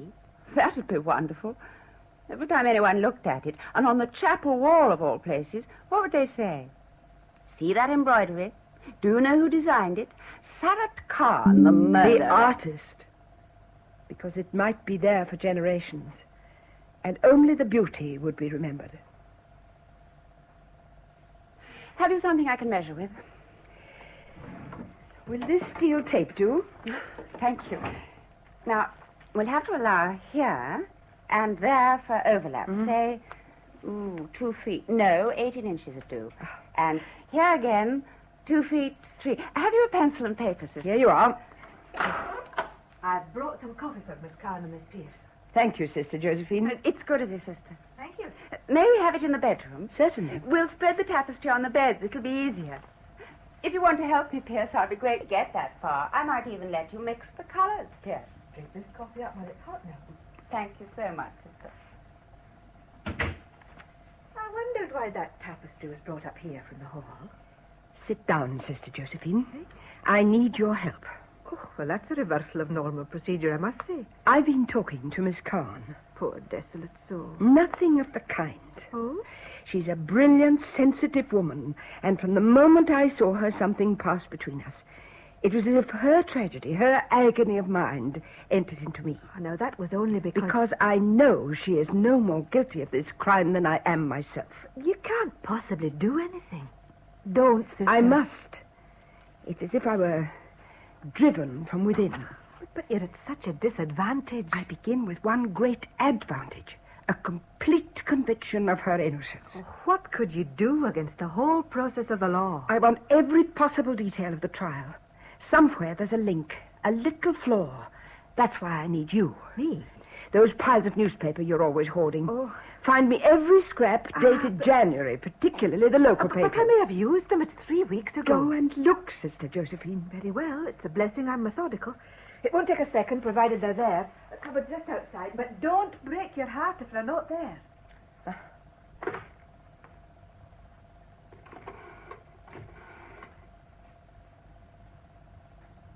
Oh, Sister Agnes, could we lay hands on some of the old school materials? No, poster paints for preference. Oh, good. Yes, urgently. Miss Carn is going to do the design for your tapestry. Yes, I've a list. I knew you'd help. Oh, that would be wonderful. And have we a tapestry frame? Well, Willie can mend it. He's an excellent carpenter. Thank you, sister. There's organization for you. 2 bundles. Oh. Here, now, you take the London ones and I'll take the locals. This is wonderful, Sister Josephine. Now, December. January. Here we are. 1st. 7th. No, nothing here.